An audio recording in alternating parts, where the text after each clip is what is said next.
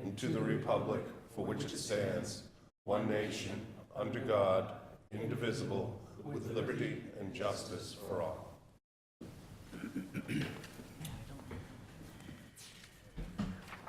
Before we start, we have a moment of silence for those who have passed, please.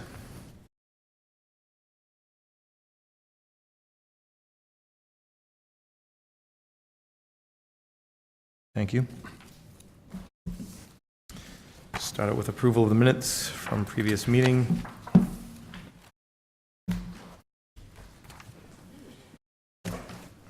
No minutes There are no minutes. tonight. So moving on to announcements from the president. I have been given no announcements and have none to make on my own. Proclamations. No proclamations. Citizens Open Forum. If you have anything you'd like to say tonight, please, of course, keep it brief, as close to 3 minutes as possible. State your name and address before you speak. Thank you. Aunt Mary, 225 Lakeside Drive. Good evening. I'm here tonight to inquire about the disposition of Councilor Gallagher's general ordinance, FY 18013, which prohibited marijuana establishments in town. This ordinance was introduced at the December 19th, 2017 meeting. I realize that the council voted that night to allow some marijuana establishments. Therefore, that general ordinance will have to be amended.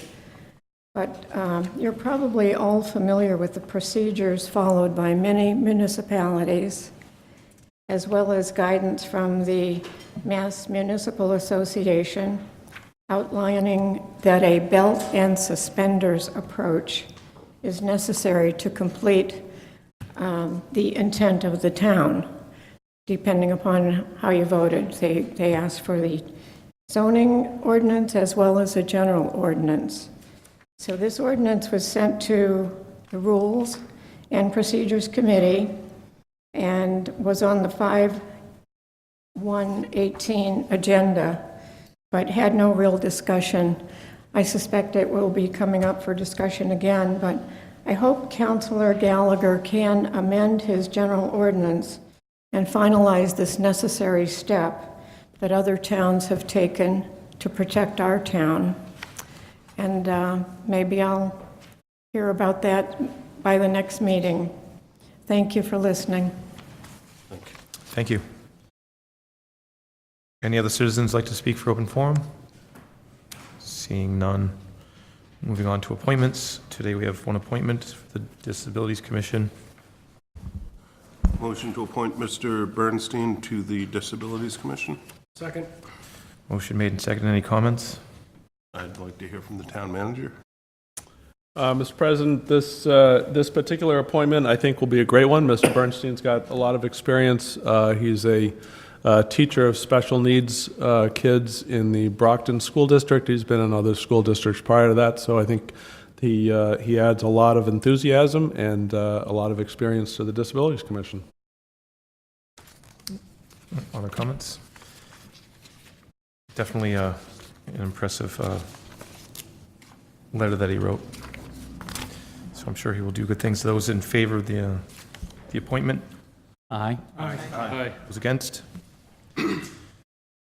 Okay. Moving on to hearings.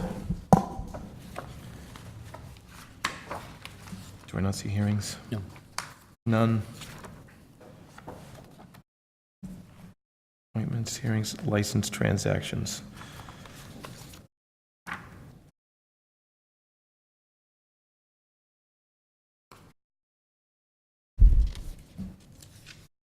I think these are public hearings. Those are all hearings.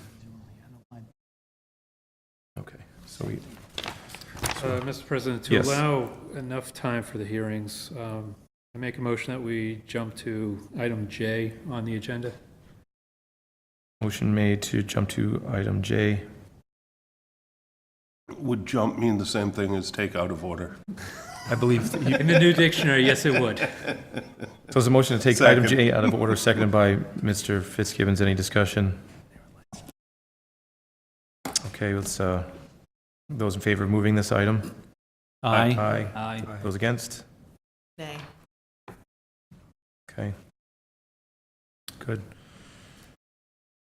So now we're moving to item J, Spring Hill Street Highway Garage, introduced by Councilor Gallagher. Would either the town manager or Councilor Gallagher like to introduce this?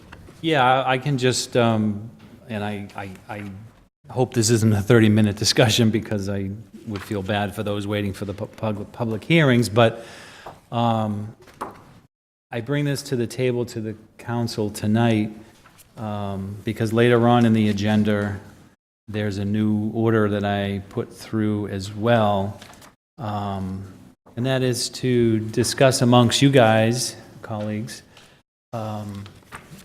what we'd like to see happen down there at the old highway barn, which is off of Spring Street, adjacent to the Bridgewater Bagel Shop, the white building that has about 6 garage doors, the cable studio abuts it, and the Town River Landing property is at the end, and it's all our property, it's all town-owned land.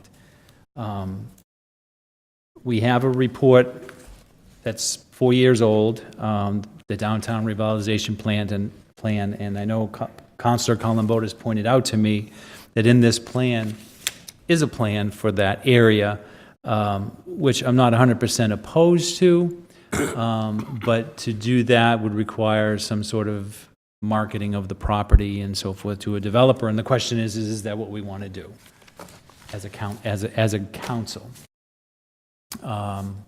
We have an awful lot of developing going on in this town with what I hope turns out to be a great asset to the town on Broad Street, what's happening in the McElwain, what we're going to see at, I guess, Burrell Ave down the road. We have a lot of developments going on in the town, and every time we see one, a lot of the citizens say, you know, what are we putting more housing in? We don't need that. So although I think that at the time this plan was put together, I don't think some of those proposals are even on the table, but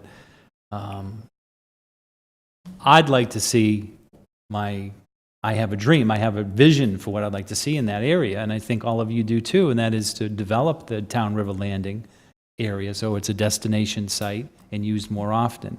What to do with the highway garage, I'd like to see us tear it down, make it some sort of a parking lot or some sort of a park type of place.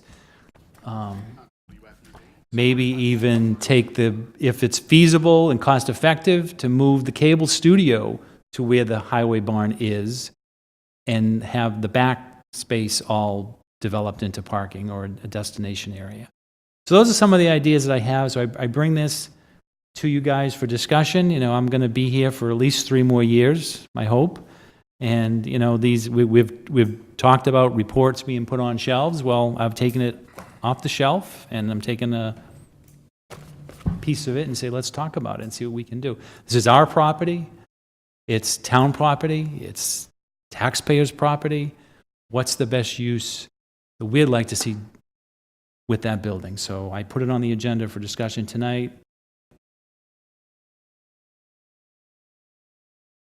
To talk about it again, so I'm interested in feedback. I know that's technically in Bill Wood's district, District 6. I'd like to hear what he has, thoughts, and all you guys have for thoughts on what to do with that piece of property. It's something we can control. We don't need to, I mean, do we want to develop for housing? I don't know. Mr. Wood. Yeah, Spring Street, I think, presents a unique opportunity by itself because it's not on the main street.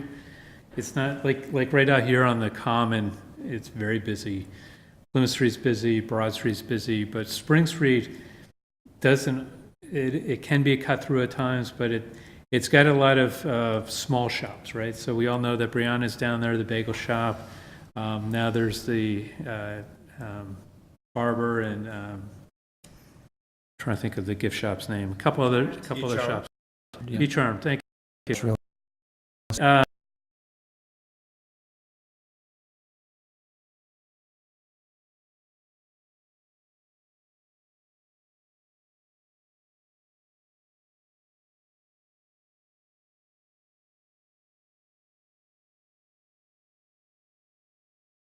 the whole street as a potential area for renovation opportunities and business growth.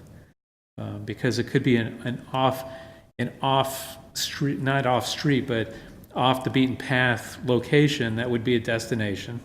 And there's plenty of parking, even if you walk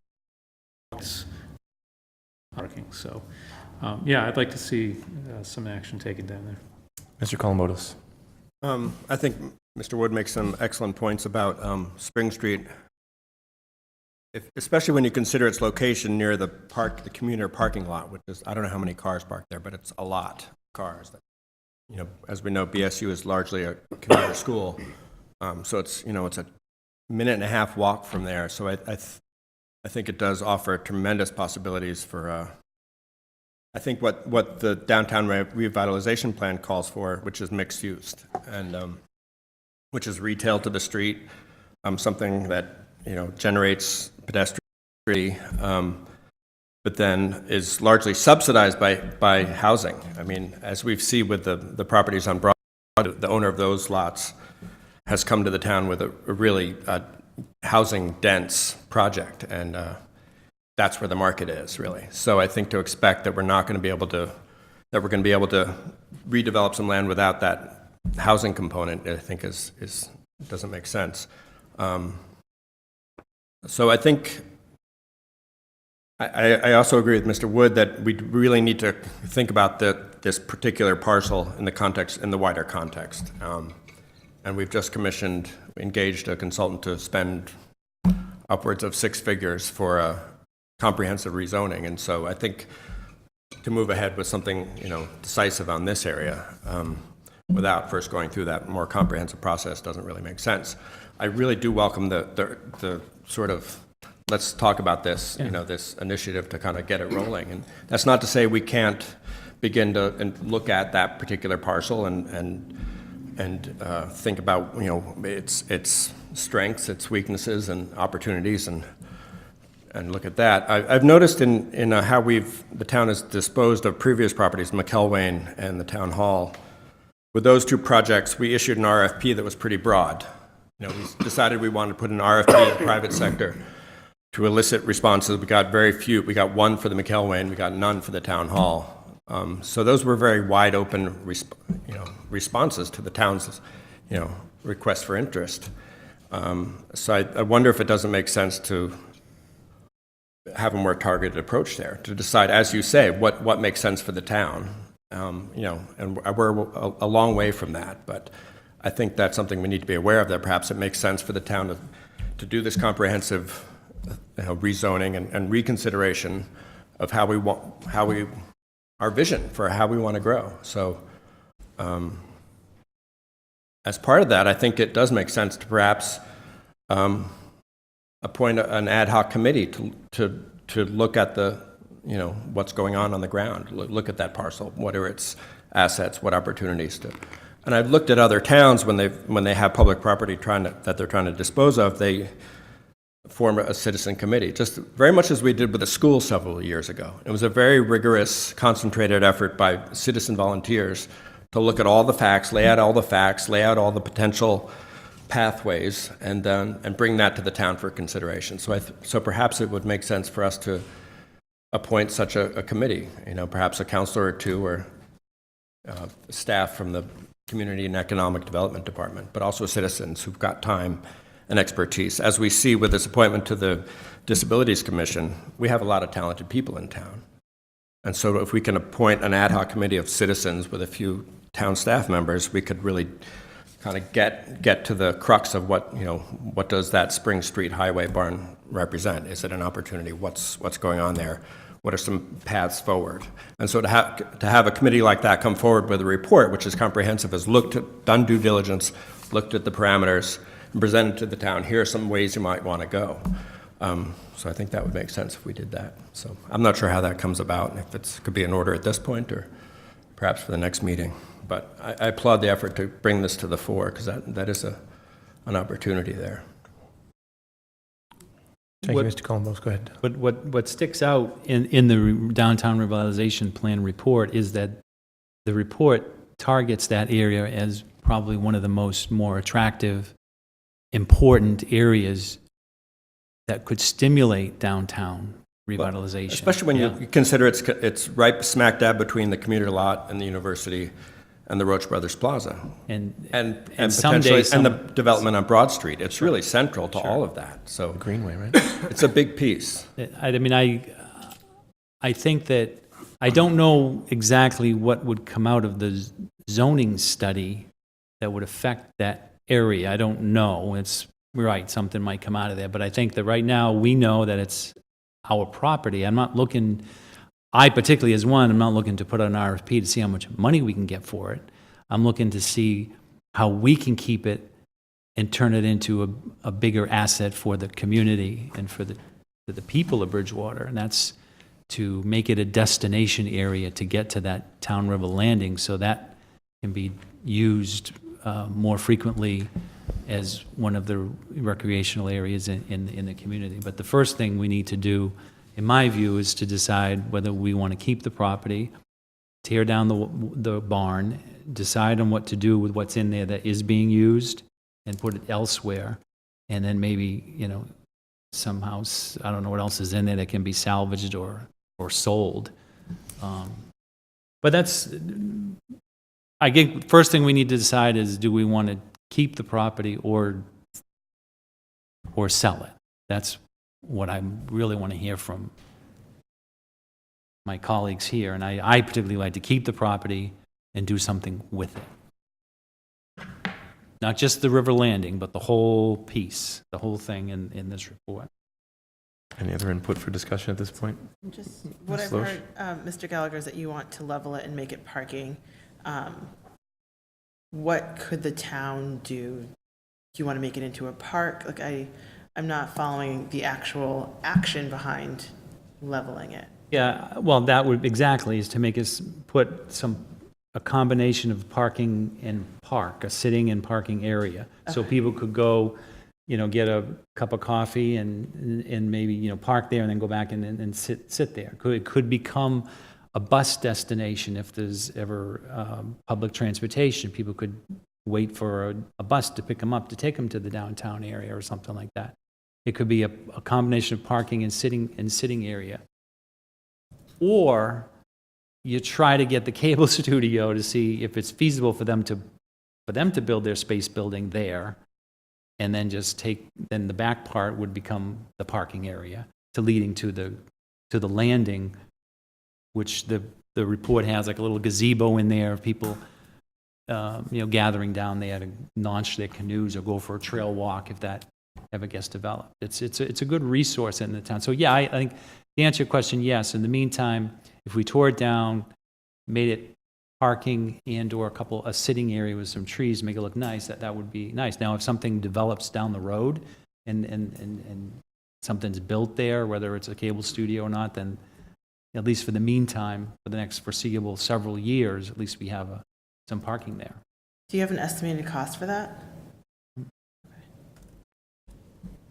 That would be something we would have to direct the town manager, if we decided what we wanted to do, is to direct the town manager to get a quote for tearing down the building, to get a quote to get rid of the stuff that's in there and find a place for the stuff that is in there that is being used from time to time. That would be step one, is to, or maybe we want to try to repair the building and make it more storage for town stuff. I don't know. I don't know what we want to do. I don't know. And this is up for discussion under new business as well. I'm suggesting we Move on. halt discussion and move on. Thank you for your input. I think it's, I Thank you. like that we're talking about it. No offense to the inanimate object, but it's an eyesore. Though it does house some nice things for some of the various clubs in the town and a little bit of highway stuff. Some of the stuff from the VFW's in there. They can find a home for it. Yep. They don't really want to keep the stuff in there. I know that because I'll help them get it out of there in the summer. And there's more bees than there are anything else in that building. And I, for one, am not a big fan. Around me, I like what they do for nature, but don't want them around me. Moving on. If we can start at 7:50 for the first public hearing of the night, rather than the 7:35 as scheduled. petition P 2018-009, installation of pole location. Forgive me, I don't know if this needs any pre-log or anything from the town manager, any description for this, or do we go right to, yeah, why don't you do that? I would suggest the proponent step up and just describe each of these. I know you've got two joint poll applications, 009 and 010. And then you've got two others after the used auto dealers hearing, but I would suggest that the applicant step forward and just describe them, and then you can take any comment from the audience or council. So we can talk about A and B. Well, we can't do that because it's a hearing, we have to go one after another. They probably should go one after the other. Okay, so first one for poll locations 11 through 84 and 12-84. Go ahead, sir. You represent? Good evening. Tim Lyford, National Grid Electric, 100 East Ashland Street, Brockton. So the first petition that we have in is for, I believe, polls 11-84 and 12-84 on Aldrich Road. National Grid is petitioning to install two separate pole and anchor locations directly across the street, directly across Aldrich Road from existing poles 11 and 12. Both of these installations are going to be replacing existing tree guy fixtures that we have on that road. Simple enough. I think that's pretty simple. Okay, so now we go to any public comments or questions from the general public. Anybody here tonight have questions in regards to the movement of these poles on Aldridge Road? Seeing none.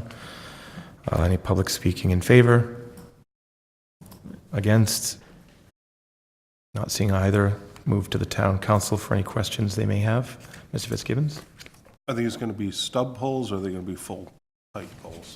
They are going to be stub poles. Thank you. So I believe 35-foot poles. Thank you.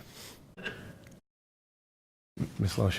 I just want to confirm that the residents at these locations were notified and no one had any issues with them moving across the street? I believe they were notified. We were not told of any concern for the residents in that area. Okay.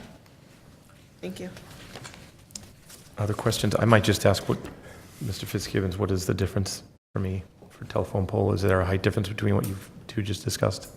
So, as he asked, a stub pole is usually just some type of, it's a pole installation that is supposed to anchor another pole line that we have along the street that has the main infrastructure on it. It usually doesn't have any type of electrical wires or anything attached to it, just for anchoring purposes. Okay. Any other questions? Okay. Oh, I'm sorry. Go ahead, Mr. So a Columbotus. stub pole is vertical as like the main pole, right? It is. Okay, because there's some poles that are on an angle and they're not 35 feet tall. Those, That's correct. Yeah, this Right. isn't one of those installations. yeah, okay, thank you. Okay, good. Now we can make a motion to approve, correct? We have to Close the hearing. Close the hearing. Hearing is closed at, thank you, Mr. Fitzgibbons, at 7:54. And Mrs. Loesch. So now we can move to vote. Motion to approve petition P 2018-009. Second. Motion approved and seconded. Those in favor? Aye. Aye. Those against? You got to do a roll. I think you got to do a roll call. Yes, we do. I'm sorry, my mistake. Roll call vote for the first P 2018-009. Mr. Souza. Yes. Mr. Columbotus. Yes. Mr. Wood. Yes. Mr. Gallagher. Yes. Mr. Haley. Yes. Mr. Chase. Yes. Mr. George. Yes. Mrs. Loesch. Yes. Mr. Fitzgibbons. Yes. 9 in favor, none against. Okay, rolling on to the next at 7:55, public hearing for petition P-2018-010. Similar poll request for Main Street, poll 48-84. Yeah, so just like the other installations on Aldrich Road, this is the exact same scenario. An existing tree wire that comes across Main Street, we're looking to get rid of it and install a pole and anchor to replace it. Any public in favor? Against? Councilors, questions? Mr. Columbotus? Just so I'm clear, I might as well be clear about this. So this stub pole is between two main wires that hold equipment and transformers and all that. So it's really just an anchor point for the wire itself between two main poles. No, so it's not in line with the existing wires, electrical wires that go down the street. It's actually across the street. It's across Main Street from those existing wires. It's basically because of the angle that the street makes, we need an anchor on the other side to make sure that the pole line doesn't fall in the opposite direction. Okay. I was just wondering if there's a point, by adding a stub pole, you've got two poles instead of one. I was wondering if another main pole, you need that main pole to carry where it's carrying. You couldn't put equipment on that stub pole that's Correct. configuration working. Okay, thanks. Mr. Wood? Just so I understand, I think I do. So there's a curve in the road, you're going to put a pole across the street, you're going to run a guide wire from the existing pole to the new pole and put an 8-foot or 6-foot anchor into the ground to hold the whole structure in the arc of the road. Correct. Right? So the second question is, you've mentioned twice now about trees. Is there an existing tree there that's going to come down first before the pole goes up? Not that I'm aware of. I believe any tree that we are attached to there is on private property. We would not be removing any trees. Okay, thank you. And as Ms. Loesch inquired at the last hearing, abutters have been contacted and That is correct. no report. All right, then, let's close this hearing. Oh, Mr. Oh, sorry. Go ahead, Just Mr. looking Souza. at the drawing here, Rowan Park, we see J, that would be the one on the corner that would have the wires on it, and the one across the street, would there a cable being across the street connecting it? Is this how this works? So That's this- correct. So this pole, the wire's going that way, kind of pulling it that way, and then the cable, the steel or whatever, going from here to this pole, which is anchored, which is keep this whole set from going over? That's correct. Okay. Okay. Any other questions? I'll look around this time. I kind of skipped over that. All right, so let's close this hearing at 7:58. I'll make a motion to approve petition P 2018-010. Second. By Mr. Fitzgibbon, second by, we'll take Mr. Souza. Okay, it's a roll call vote. Mr. Fitzgibbons? Yes. Mrs. Loesch? Yes. Mr. George? Yes. Mr. Chase? Yes. Mr. Haley? Yes. Mr. Gallagher? Yes. Mr. Wood? Yes. Mr. Columbotus? Yes. Mr. Souza? Yes. 9 in favor, none against. Thank you. Thank you. You have two more, doesn't he? Now at the hour of, what do you think, 7:59 maybe? What do you got, Dennis? Keep moving them on. Keep moving. Is it 7:59? Hearing petition for P 2018-011 for the granting of a Class 2 auto dealer's license, SKS Automotive Corp. Is the petitioner present? Different. We'll see in a minute. Good evening, everyone. How are you? Rob Pellegrini here representing the applicant.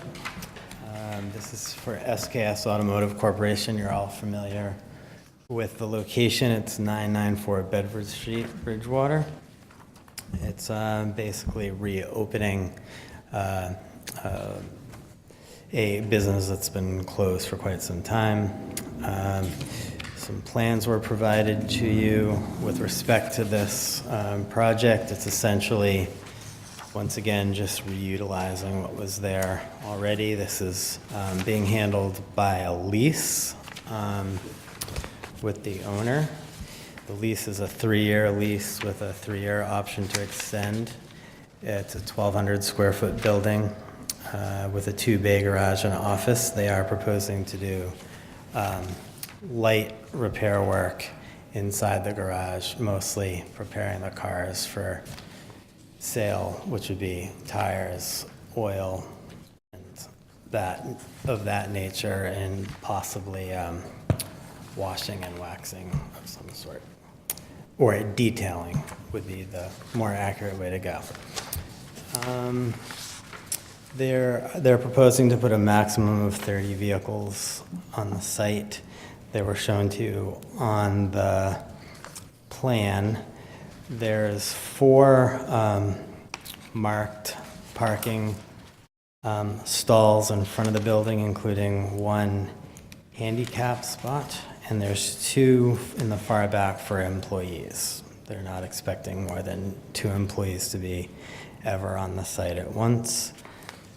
I did talk to Mr. Chase on this, and I think he might have had a comment about lining the parking, and I'll ask him to elaborate perhaps on that. The parking stalls themselves are lined, but we were not proposing to line the potential parking places for the vehicles. We could certainly do that. Oh, I should add that my client is here as well. He's here to answer any of your questions. Sam Zayden. He is very much an auto expert. He's been doing this for quite some time, and this isn't something new that he's starting. Very good, thank you.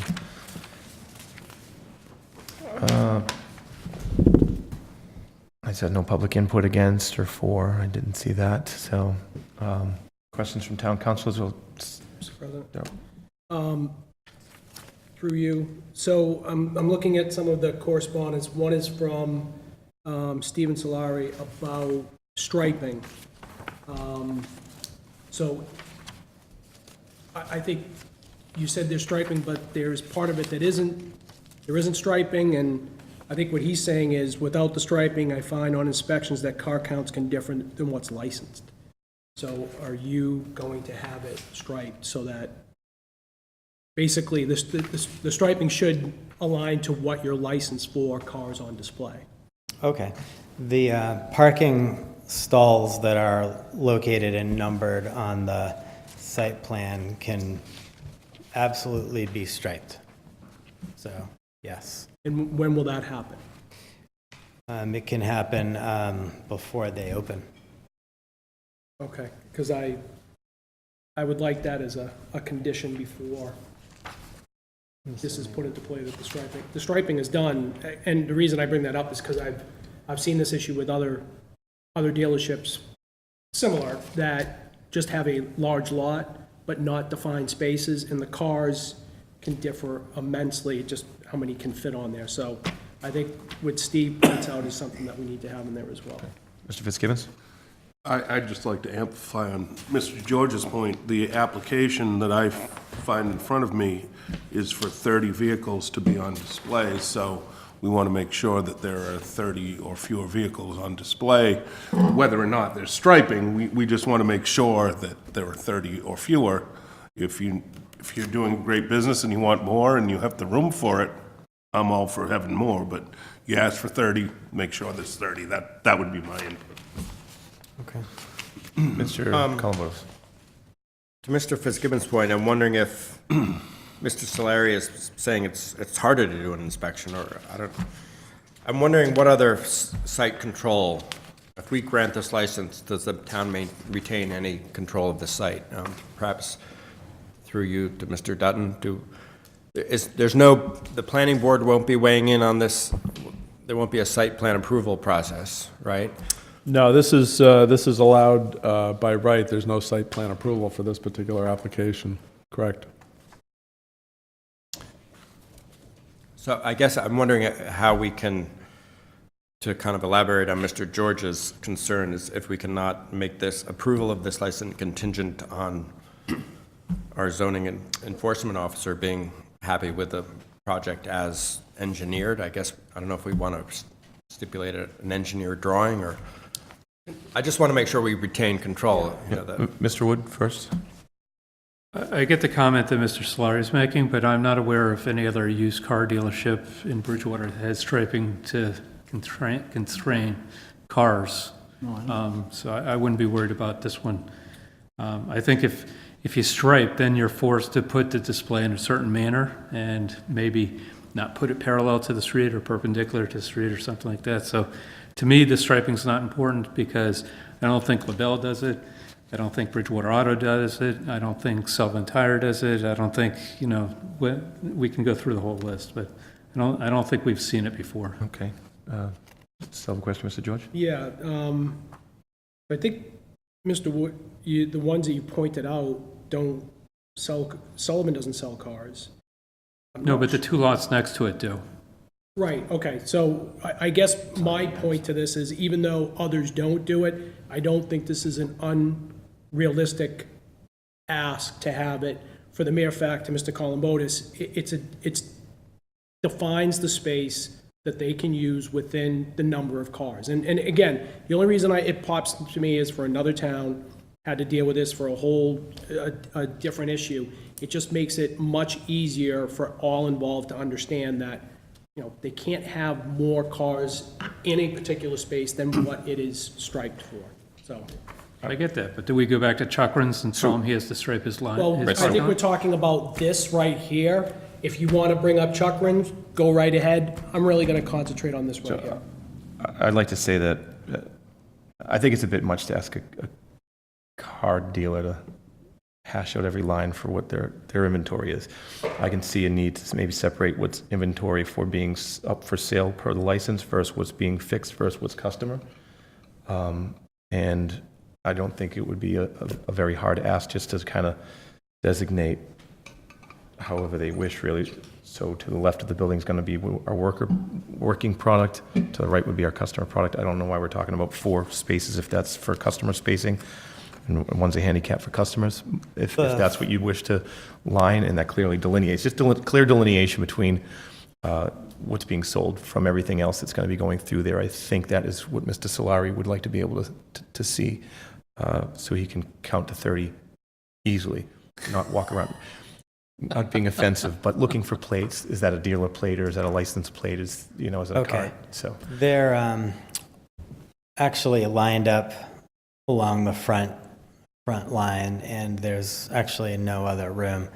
There is an area designated behind the building, which is for storage and delivery area, which I think is exactly what you were talking about. If you look at the site plan, there really isn't much room for extra, and I do understand your point about it being a little bit awkward to make sure that each car for sale is in a parking stall. But I understand the importance of easy monitoring, so. Yep. Go ahead, Mr. Columbotus. Perhaps striping is not the best way for the town to exercise some measure of control in the use of this property. I think the town has an interest. When we grant a license, we grant it for a certain number, and that takes into account what works on the site, which wouldn't cause a public nuisance or unsafe conditions or some such thing. So the need is for the town to control, be able to enforce that limit of the license. So perhaps striping is not the best way. I'm just, perhaps through you, we could ask the town manager what other mechanisms the town has to ensure compliance. That's actually a great question. I would say, and again, this isn't industry practice or anything that I'm aware of, but if you ask the applicant to identify a particular area that would be populated by automobiles for sale, and segregate those automobiles that are customer automobiles or employees in a different area, that probably solves the issue that Mr. Solari is pointing out. I don't think that I think he's just pointing this out because generally it's easier to count cars that are in spaces, but if he knows that there's a particular area of this lot that's for sale cars only, that accomplishes somewhat the same thing. Thank you. In Just to respond to that, again, looking at the site plan, there's very clearly no other room really to put cars for sale. And it would be very easy for Mr. Solari to see extra cars because that would mean there would be cars for sale next to the dwelling, which is very easy to see from a simple drive-by. Other than that, there is no other location really, unless they were storing them behind the building for sale, which isn't what they intended to do. However, you could put a condition on it that no cars for sale will be stored behind the building or in the adjacent residential driveway area. Just a thought. Actually, it would be residential parking area. Driveway is a little confusing. Probably. Okay. Any other comments, questions? Mr. George? Excuse- I have one comment. I would hope we wouldn't need to spell out that under the terms of this, to comply with the terms of this license, that you shouldn't park cars for sale on a residential street. I hope we don't get to the point where we have to spell that out, but I don't know, maybe I'm wrong. I didn't mean to say residential street. If I did, there's a residential home next to it with a parking area near it. But Well, I mean, off-site, basically. This license talks about this particular On-site. site. So presumably, you shouldn't use another site as part of this license. okay. I would hope so. Good? Good. Close at 8:12.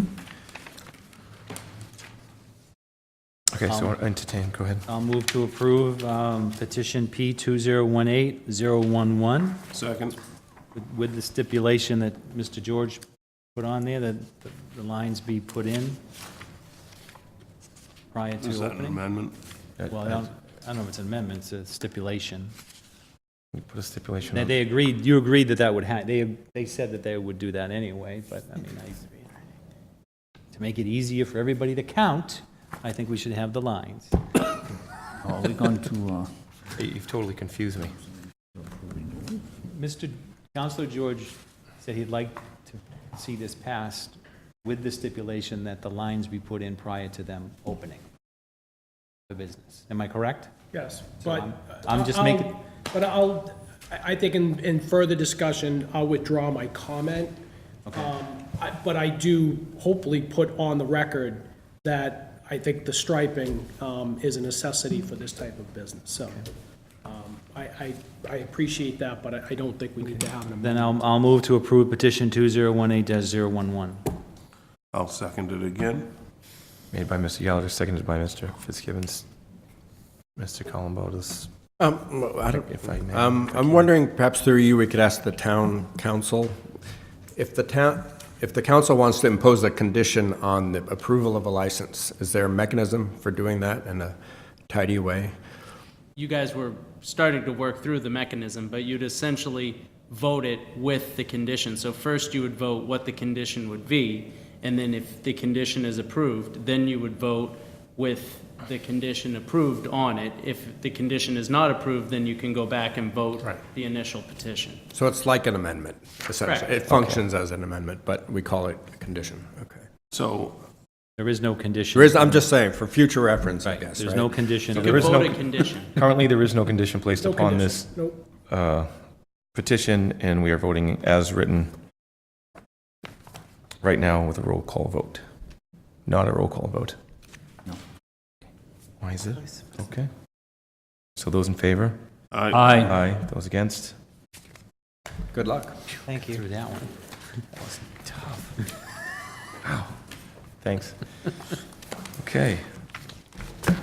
Moving on at 8:14 Verizon.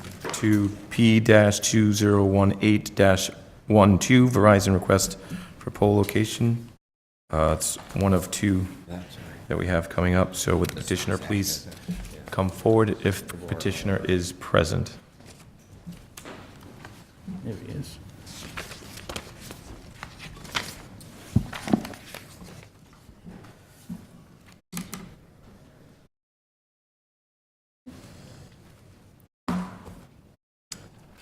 Good evening. My name is Ross Bilodeau, representing Verizon New England this evening.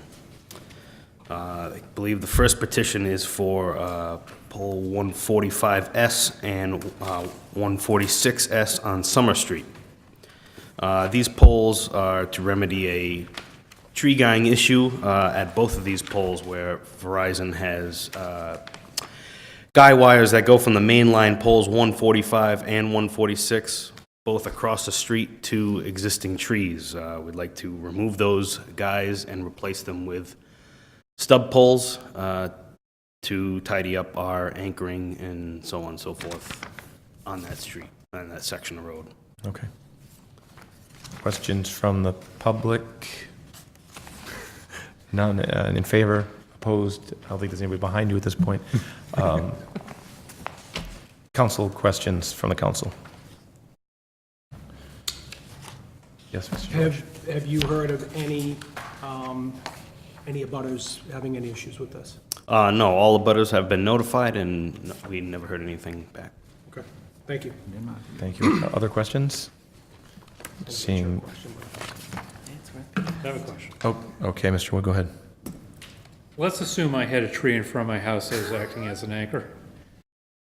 Does someone petition the company to put a stub pole in to replace that? Or how does that work? Or you don't know?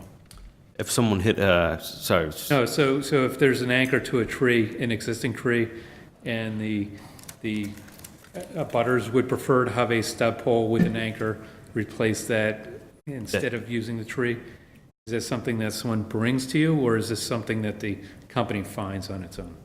No, these situations can be brought to us on if there's a pulled tree guy that goes to a tree on a private property and the customer would like to take that tree down on their own doing, they can come to Verizon, or if National Grid has the wire, and we can replace that with a stub pole so that they can remove the tree. Thank you. Any other questions? None. Closing the hearing. Those in favor of the petition? I'll make a motion to I'm sorry, approve the motions. petition. Second. Always forget the motions. Motion made by Mr. Fitzgibbon, seconded by Mr. Wood. No discussion. Those in favor? Roll call. It's a roll call. 0 for 3. Flim 0 flam. for This 3. one says majority. Confusing me today. Roll call vote. There it is, the highlight. Roll call vote. Mr. Souza. Yes. Mr. Columbotus. Yes. Mr. Wood. Yes. Mr. Gallagher. Yes. Mr. Haley. Yes. Mr. Chase. Yes. Mr. George. Yes. Mrs. Loesch. Yep. Mr. Fitzgibbons. Yes. 9 in favor, none against.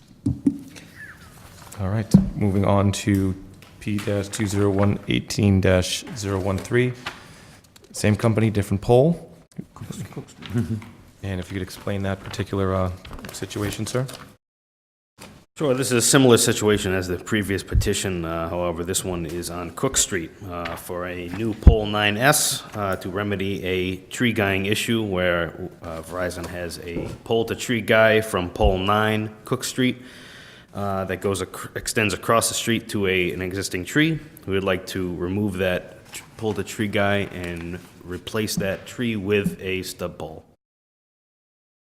Okay, be cut and dry. Nobody from the public is here for favor or opposition. Council questions? Go ahead, Mr. Have George. you heard from any of the abutters that have an issue with this? All the butters have been notified and we never heard back anything. Thank you. Okay, close that out.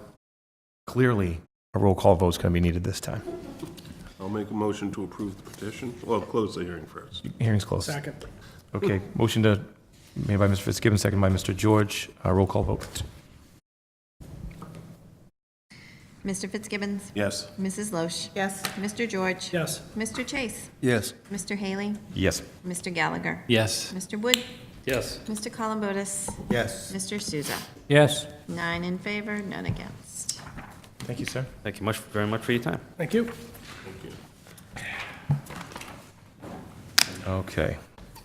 Now we're on to presentations. Seeing none. Town Manager's Report. Mr. President, I have a few items this evening, starting out with We have, as the council probably knows by now, we've just about completed the long-awaited Cherry Street paving project. And coming on the heels of that, we have gotten some calls asking if in the near future it'd be possible to make the Cherry Street, Short Street intersection a three-way stop. And I am going to bring that to the Transportation Committee for recommendation. So we will come back to you with an answer to that question.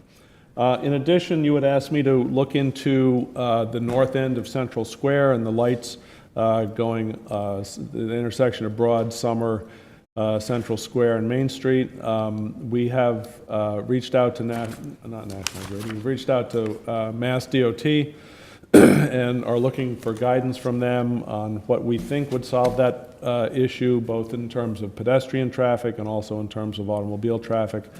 Specifically, we're looking at creating 2 left turn arrows, and that may move traffic a little more predictably. At least that's what your department heads, as people that have looked at that intersection for a long time, have determined. So we're looking, as I say, at Mass DOT to try to buy into that. They need to buy into that before we can make changes. The downside is that we think that it may cause some additional backup for through traffic moving from Main to Summer, and also right turn onto Central Square would change. So we are looking at that, and we think we have some better ideas for that intersection that in the short term certainly would allow better pedestrian crossing and more time for pedestrian crossing and a safer pedestrian crossing. So that is in the works. At your last meeting, Councilor George mentioned that there have been a number of electrical outages in the Walnut Street area, and we have been in touch with National Grid about that, and they have indicated that their records show that there are at least 6 outages per year on average in that area, which is very high. Their initial review shows that a high number of those outages are due to tree issues, and so they are looking to see what can be done this summer to ameliorate that situation. Obviously, that would include tree trimming and any possible distribution upgrades. So once they have that data back, I will ask Joe Cardinal to come in and explain a little bit more about how that works and what their process is. And I can tell you, based on a conversation I had with him the other day, that they have actually done a lot of tree work in our town over the last 3 years or so, 3 or 4 years. So outages in most areas of town are not quite as bad as they were. This particular area is if not, certainly not better, if not worse. So he's going to reach back out and give me an update on his findings. Just some quick financial updates. Invoice Cloud, which, if you recall, was implemented back beginning of the year, has exceeded usage beyond our initial expectations, which is great. Our utility billing project is well underway and on target. We also have been looking at our revenues. Excuse me. And our revenues appear to be coming in quite well. We're pleased with that. Ambulance receipts are on target according to our 5-year projections. We had some concern about digging into, or I know some counselors, as well as me, had some concerns about digging too much into the ambulance receipts, but it looked like we were in very good shape there. So those are all good things. They continue to work on the financial dashboard that will get rolled out for my benefit first, and then once we're confident that those dashboard numbers are accurate and are continuously updated, then we'll roll that right out to the website so everybody can see in real time what our financial picture looks like. So that's also good.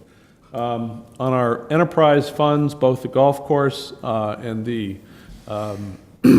transfer station had a bit of a surge at the end of the fiscal year. Golf course revenue surged and just about met our target, met our budget. It's possible that that will mean that they don't need the $60,000, quote unquote subsidy or loan. I call it a loan. but we are still working on finalizing the book, so we won't have that answer until probably your next meeting. And if that's the case, we'll ask you to rescind some transfers. We had a meeting with or I had a meeting, and our town attorney had a meeting with the Cable Advisory Committee, and specifically on the potential renewal of the cable contract, which obviously everybody knows is now with Comcast Cable. We reviewed their proposal. We went through a number of different items that we think we can do better on, and our next step is to define those areas and then send that contract back to Comcast for their review before we actually sit down and have a face-to-face negotiation on that, which I anticipate will probably take a number of sessions. I do want to remind people, excuse me, that the cable contract does not impact channel selection, and it does not impact the rates that people pay. So those items are out of our control. Those are negotiated and identified at the state level. We don't have any control on channel selection or the cost of the actual services. So essentially the purpose of the contract is to establish what percentage the town gets out of that franchise, and the amount, therefore, that gets to be able to fund Bridgewater Television, BTV. And it establishes sort of the ground rules by which Comcast operates, and anybody else that wants to come into the market must operate as well. I think there's a perception out there that nobody else can come in because Comcast has an agreement. That's not the case. We certainly, anybody else could join the market, operate under the same rules as Comcast. We have received paid parking responses in response to our RFP. We've had 5 respondents, and we're reviewing those submissions internally, and it looks like we'll be making a selection over the course of the next week or so. Our intent here, after the first year or two of operation, during which any of the revenues will be plowed right back into the parking lots that need desperate help, that we'll be looking to use the revenues to fund potential sidewalk improvements, parking improvements, engineering, and so forth. So that appears like we have some good news on the horizon on that front. As I think one of the counselors had alluded to, we've now engaged attorney Mark Bobrowski and planning consultant Judy Barrett to work on comprehensive rezoning and recodifying, as well as a land use plan. Both have suggested developing a comprehensive land use plan as part of the process of recodification and rezoning. And that process would mesh closely, obviously, with the downtown revitalization plan, the strategic planning process, which has just gotten underway, as well as the opportunity zone opportunities that we have for one of our census tracts in Bridgewater. So all of those things are sort of going to gel somewhat together, which I think will end up being a very, very good thing in the end. The finance director and I participated in a workshop discussion on the state's school funding mechanisms with Mark Abrahams, who's a very well-known lecturer and speaker on school funding, as well as other municipal and state finance issues. But we did that to better understand sort of the totality of the regional school district's operational budget and our assessment, and how we can certainly participate and be of more use on the state aid issue in the years out. So what we did learn was that we can much more accurately predict what state aid will be based on Chapter 70 formulas, and that means that we don't necessarily have to wait for the governor's budget in order to at least have a pretty good idea of what their state revenues will be. So that's good news again, and we look forward to trying to work with the school district to try to make sure that everybody has a sustainable budget, and we can certainly provide our input early on in that regard. We have developed a project scope and timeline for the installation of LED streetlights, and this is a project which will ultimately very substantially reduce the amount of electricity we use, and as well as the cost, obviously, to light our intersections and our streets. The cost, we just got a cost to purchase. The way this process works is we purchase our lights from National Grid, and that cost came to us, that's about a $28,000 price tag. We then go out and we develop an assessment of the system currently, and then we do a design of the LED system, and that probably costs about a total of $27,000, $28,000, $30,000. And then we go out to bid for the actual transition from the current lighting to LED system, and that cost is about a $350,000 price tag. So those are all items that obviously are real dollars. The good news is our designation as a green community puts us in a very good position to be able to secure grant funding, which should cover most of, up to $250,000 of the actual cost of the light replacements. That coupled with the incentives from National Grid to the tune of probably almost $90,000, and possibly some additional state aid through another program, puts us in a position where we may be able to get most of this done with very little outlay of municipal funds. So as we get into the fall, we'll be coming to you with a request for an appropriation, and I will explain then that the appropriation is designed to be voted, but it more than likely at that point we'll know that we've got grant funding to cover the amounts, most of the amounts in that appropriation. So the appropriations or our actual spending would be something much less. So that we're looking on that total completed project. We're looking at somewhere in December of 2019 as a completion date. So I'll keep you posted on that. Just a reminder, we're still looking for members to join the Conservation Commission. These are obviously, I'm telling many of our boards and committees, but these are the most urgent. Conservation Commission, Board of Health, Finance Committee, Planning Board, Water and Sewer, and ZBA. So anybody interested, please reach out to me or my office or any members of the boards currently, and ask about it and let us know that you're interested. So certainly we could get some people appointed in pretty quick fashion. Just one thing I want to mostly ask the council and anybody watching, not here. The Bridgewater Police Department annually conducts a Citizens Academy, and I think that's been very successful over the years, and I think they're up into their 16th year, I want to say 17th year, doing that.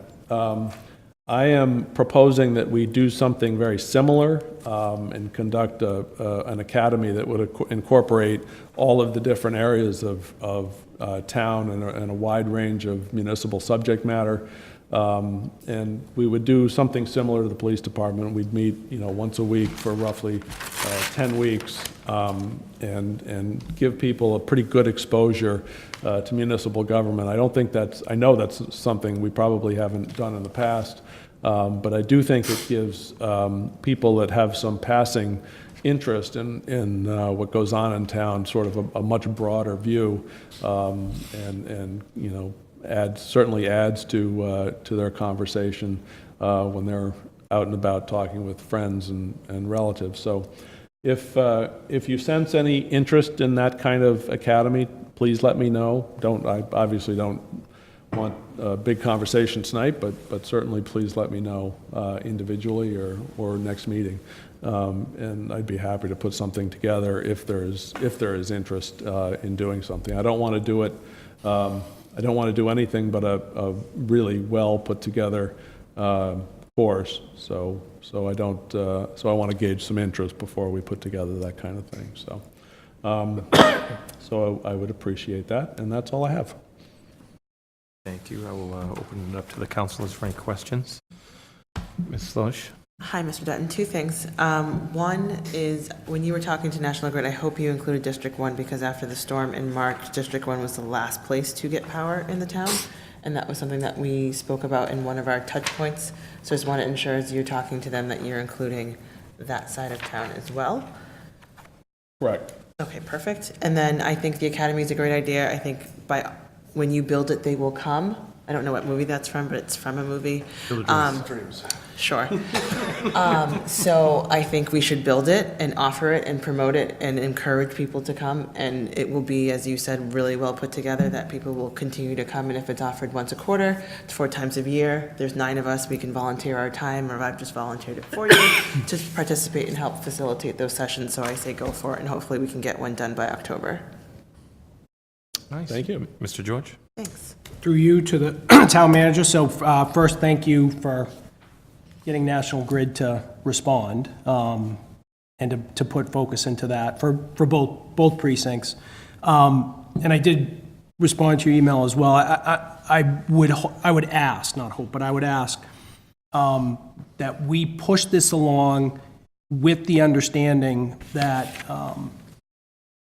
July is going to turn into August, August is going to turn into September, we're going to start getting weather, and if we're behind on this, this is, power is a necessity for everybody, and, they're in the business where they shouldn't have slow months, regardless of what the time is.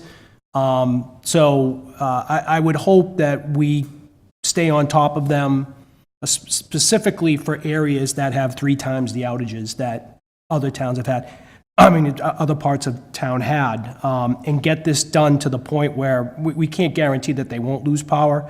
But again, we can't have them losing power when the wind is over 10 miles an hour. So I just put that out there. Thank you. Mr. Gallagher? And sticking with power as a theme, the light program you're talking about, transitioning to LED lights, street lights, is that, that's where you're going with it? Has there been any consideration or thought put into the street lights that are not on the town grid, that the ones that were shut off, I think in the mid-90s, that the homeowners or a group of homeowners in that neighborhood are paying for? Has there been any thought to say, okay, maybe we can take those back and put them back on the grid, or not? We have, unfortunately, there's no master list of, there's a master list of lights that we pay for. There are a number of lights that were red capped. That's a term that refers to shutting down the lights because you don't want to pay for those anymore, so they put a red cap over the sensor. So there are a number of lights that were red capped. We're going to look at those. There are also a number of lights that that the town, as you point out, the town didn't want to pay for when a development went in, or were shut off, and then the neighbors wanted to get together and turn them on. So we're going to look at all of those, and that's part of the assessment phase, or I think it's the assessment phase. So we look at everything. Chances are, in fact, that when we go out and we engage our own consultant to go do an on-the-ground visit to all of the lights that National Grid thinks that we own, it's very possible that it'll turn out that there are more lights that we actually own, or less lights, fewer lights than we actually, the National Grid says. So it's very common that there are discrepancies in the lists. Doesn't bode well. But to answer your question, yes, we'll look at all of that. You hope that the lights that you turned off are not being paid by the homeowner and the town. You hope there's an audit there somewhere. But how would, when the program is implemented and say a streetlight is not part of it, how would those people go about being consistent with the LED system? How were they? If they wouldn't be, actually. The town can actually choose, aside from we're not going to touch lights that we don't actually own, Right. But certainly we can point, if there are neighborhoods that own their own lights and do their own lights, we can certainly provide the same information to them as we're getting from MAPC and National Grid and Green Communities Office and DOER. And they can go ahead and do that conversion as well. And there are similar incentives. They're not all the same kind of incentives, but there's similar incentives for private folks to do that as well. So we're happy to share that. We can also, one of the interesting things there, we can actually also, depending on what the cost is and how much we choose to spend, we can actually control lights wirelessly. So we can program, you can go in and program, if you're in a neighborhood and your neighborhood gets together and says, you know what, we want the lights dimmed, at 11 o'clock at night, that's possible. We can do that kind of thing. Might open a bit of a Pandora's box, but that capability is there to do quite a lot of interesting things with the LED conversion. Thank you. That's all. Other questions? Mr. Mr. President, Souza? through you. First of all, I want to thank you because the day after last meeting, the stump was taken away. But besides that, I read that the tree person from the highway department is out on injury. Any idea how long he's going to be out? I know it's long-term, but I can't tell you how long. The question was, long-term, so he's not collecting his weekly salary. Does that mean that money could be used to get maybe a part-timer in, or someone to come in and pick up this, let's continue? The reason I say that is the linden trees on Main Street, they're a beautiful tree. They put out a nice flower this year and was all nice and fragrance. But they are what I call a low branch growing tree. So when I looked up the street and I see people coming down and going onto the grass and coming back on the sidewalk to avoid these branches, and I go out there and I clear in front of 4 houses to make it safe, I have the time, I say, what's happening down there with the rest of the trees? Is there some way that we could use his salary to take care of, not just stop the work altogether? I'll double check and see. I know generally, if you're out on the job injury, you're receiving workman's comp. You're also chewing up your sick time. So it's not necessarily true that your salary isn't being used, but I think we may have some options there to get some tree trimming done. So I will look at that. Thank you. Any other questions? Mr. Wood, want to ask any liquor stores or anything? Mr. Columbotus. Thank you, Mr. Gutton, for the report. On the street trees, what kind of payback? Well, I guess the more important question: how much more efficient are LED lights? How much less power do they use? What I've heard is less than half of the energy that's used by the whatever's out there now. And so the payback is certainly justifies, after we receive grants, and the grants are a fairly sure thing. The Green Community Grant, especially, right, is fairly well assured. Right. So given the nominal amount we have to lay out, ultimately, we'll get that back probably within 3 years, would you say? You think that's... I would say if we got all the grant money that we're going to apply for, the payback would be 1 year. Right. If we didn't get any of the grants, the payback would be probably 3 or 4 year. Right. So even in that worst case scenario, I think 4 years is a decent payback, right?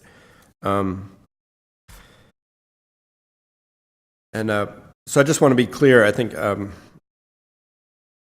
Mr. Gallagher made a good point about the fact that we turned off a lot of streetlights over the years. I know I've had constituents come to me and remark as to how dark some of the streets are. So it would certainly seem to make sense to do an evaluate if we're ever going to decide to put some back on. Now's the time to at least look at it, right? So we are going to do that. It's going to be part of a comprehensive. Correct. Yeah. Okay. We'll assess every town. Well, what would be every town-owned light, every National Grid-owned light. regardless of whether it's off or on. Right. So in terms of the volunteer academy you talked about, I would share Mrs. Loesch's support of this sort of initiative. I think I can imagine, perhaps an introductory session where you have committee chairs talk about the work of their committee, and people might, citizens might come and not know exactly what they want to do, but if after they hear a presentation of the different roles that a citizen can take on, they might. So I'd volunteer to help out with that, if that makes sense. You talked about the paid parking responses. The town received responses to the RFP for the paid parking program. Can you just kind of clarify what streets we're talking about? We're talking about School Street, I know, for one, and where else are we considering implementing paid parking? Really 3 areas right now. We're looking at School Street. We're looking at the town lot behind the town hall and the fire department. And we're looking at what we call the Spring Street lot, which is the improved parking lot that's not the university's. So it's just across the tracks there from Burger King. And it runs across from Burger, the unimproved? Across the tracks, yeah. No, the Right. improved lot. So it's on the corner, so it fronts both Broad Street and Spring Street, right? Correct. The very corner, the very outside corner. I would just urge you to be aware. I know there's been wide discussion about increasing the connection between the university campus and downtown. We want to draw that population downtown to spend their money and walk and add to the vitality of downtown. I think to that end, I think there was a recommendation, I believe, in the revitalization plan to have a bike path just up School Street to kind of create that connection there. And I just wanted to make sure that we're when we look to putting meters in, which is going to cost some money, that we consider how to accommodate those bike lanes on School Street at least. And overall, I think it's important that we have a notion of the overarching plan for things when we do things like put in parking meters. So I just urge you to be aware of that. And if you could clarify that you talked about perhaps reconfiguring traffic and turning lanes on the north end of the common, and that's between the Secocia block where the Just Desserts and the bank building. So that's coming south on 28, right, coming down Main Street into the intersection. Right. And there's discussion of turning the left lane into left turn only, right? Is that? Yep, exactly. And where was the other intersection? It was the same intersection coming the other direction. Coming from 104. From Summer towards Main. Right. So you'd have a left-hand turn only there. At the same time, you'd have left-hand. So your left-hand arrows would be in both directions, would be going at the same time. Right. Have we had traffic engineers look at that at all? I don't know.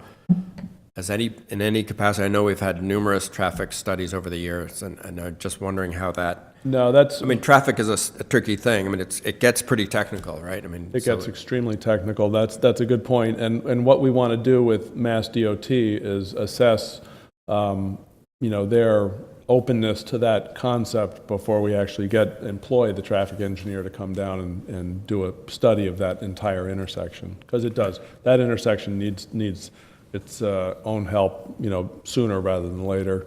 Obviously, I think a number of the councilors have pointed out that the pedestrian signs, tell you to walk, and you've got cars turning into the pedestrian lane. So, that's a problem right there. But to your point, they do. There are a lot of unique factors that go into traffic design, and while we're all somewhat versed in some of it, we're not going to make decisions that are putting people's lives at risk, put it that way, without somebody who's paid and has a professional approach at it. Yeah. I just want to throw out that I forgot where it was, but I saw some instance. I know some towns are beginning the practice of having pedestrians can cross in all four directions. So if you've got a four-way intersection, cars can't go in any direction for, I don't know, 30 seconds, and that way you allow pedestrians to get, to cut diagonally across an intersection. And it sounds like a very sort of radical notion, but I think it's been shown to be quite effective and speed up pedestrian and car traffic. So perhaps, I don't know if you can go anywhere with that or... Actually, I think that was one Anyway. of the complete street recommendations. So we've got some engineering background to sort of support that notion. Right, okay, thank you. Any other questions for the town manager? Okay, committee reports. Anyone like to report on the committee? No.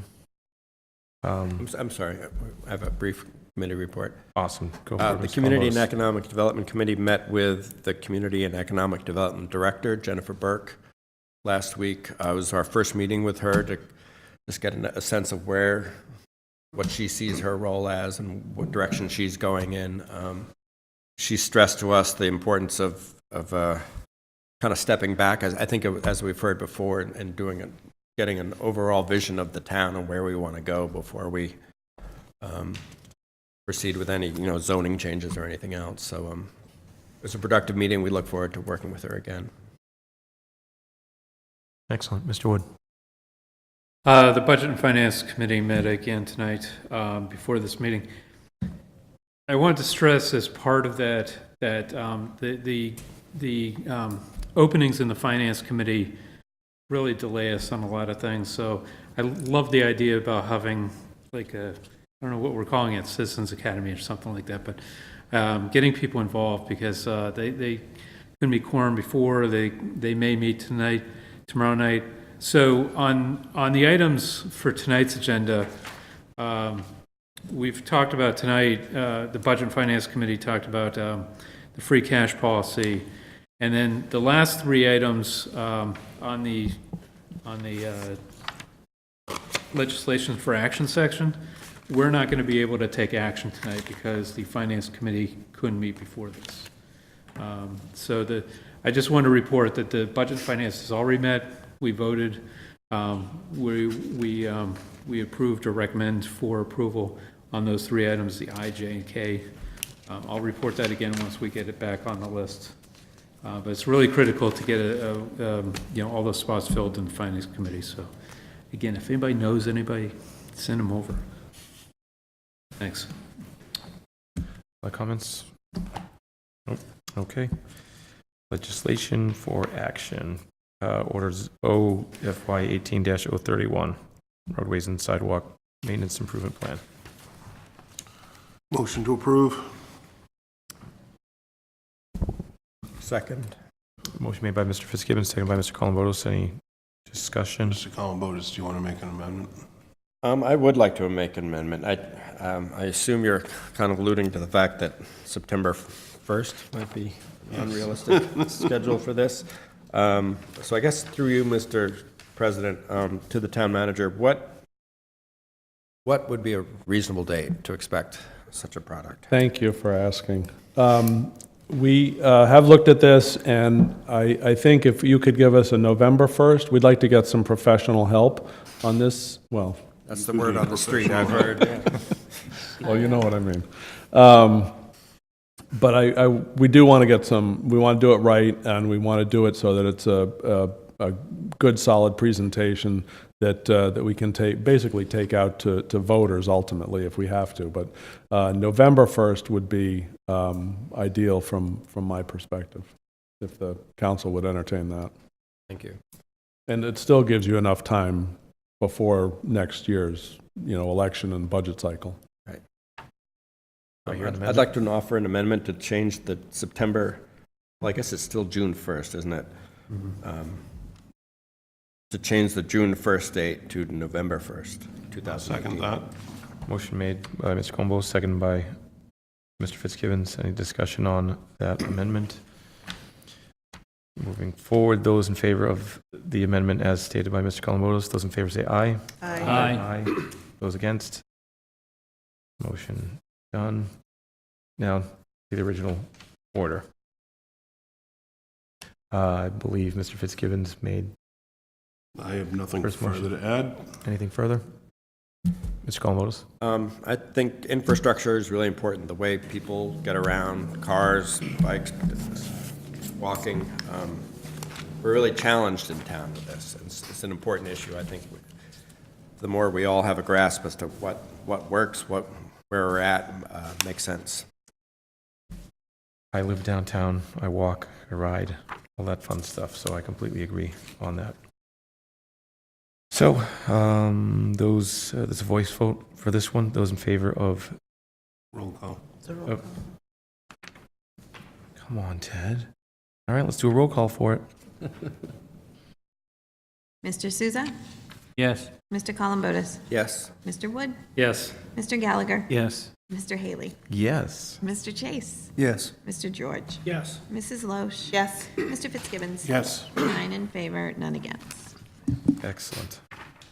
Thank you for your guidance, everyone. Moving to the next order, FY 18-040. And replace... Mr. President. Yes, sir. I had introduced this item this year as a duplicate of something that the council already passed in 2013. I've asked 3 times if anyone has any changes they want to propose, and we've discussed it a couple times in committee, and we have no proposal coming out of committee to make any changes. So unless anyone objects, I think I'm going to withdraw this at this time. And then if someone has a change, we can bring it back as new action. Does anyone object to my withdrawing this? I see no objections to Hearing that. none, then I'll withdraw the item. Can I ask you a question? I don't know. Is this as presented equal to this identical? It was literally a cut No and change. paste Okay. from the 2013 item Right. as a starting point Yeah. for any further adjustments. Yeah. Clear, good, I'll say. removed. Order FY 18-041. Transfer order, employee sick leave buyback. Town manager, Motion to approve. motion to approve. Second. Excellent. Made by Mr. Fitzgibbons, second by Mr. Souza. Take a roll call vote. We have some discussion on Yeah, it. discussion, I'm sorry, yes. I'd like to hear the town manager again, just for the people at home, be able to explain what's going on here.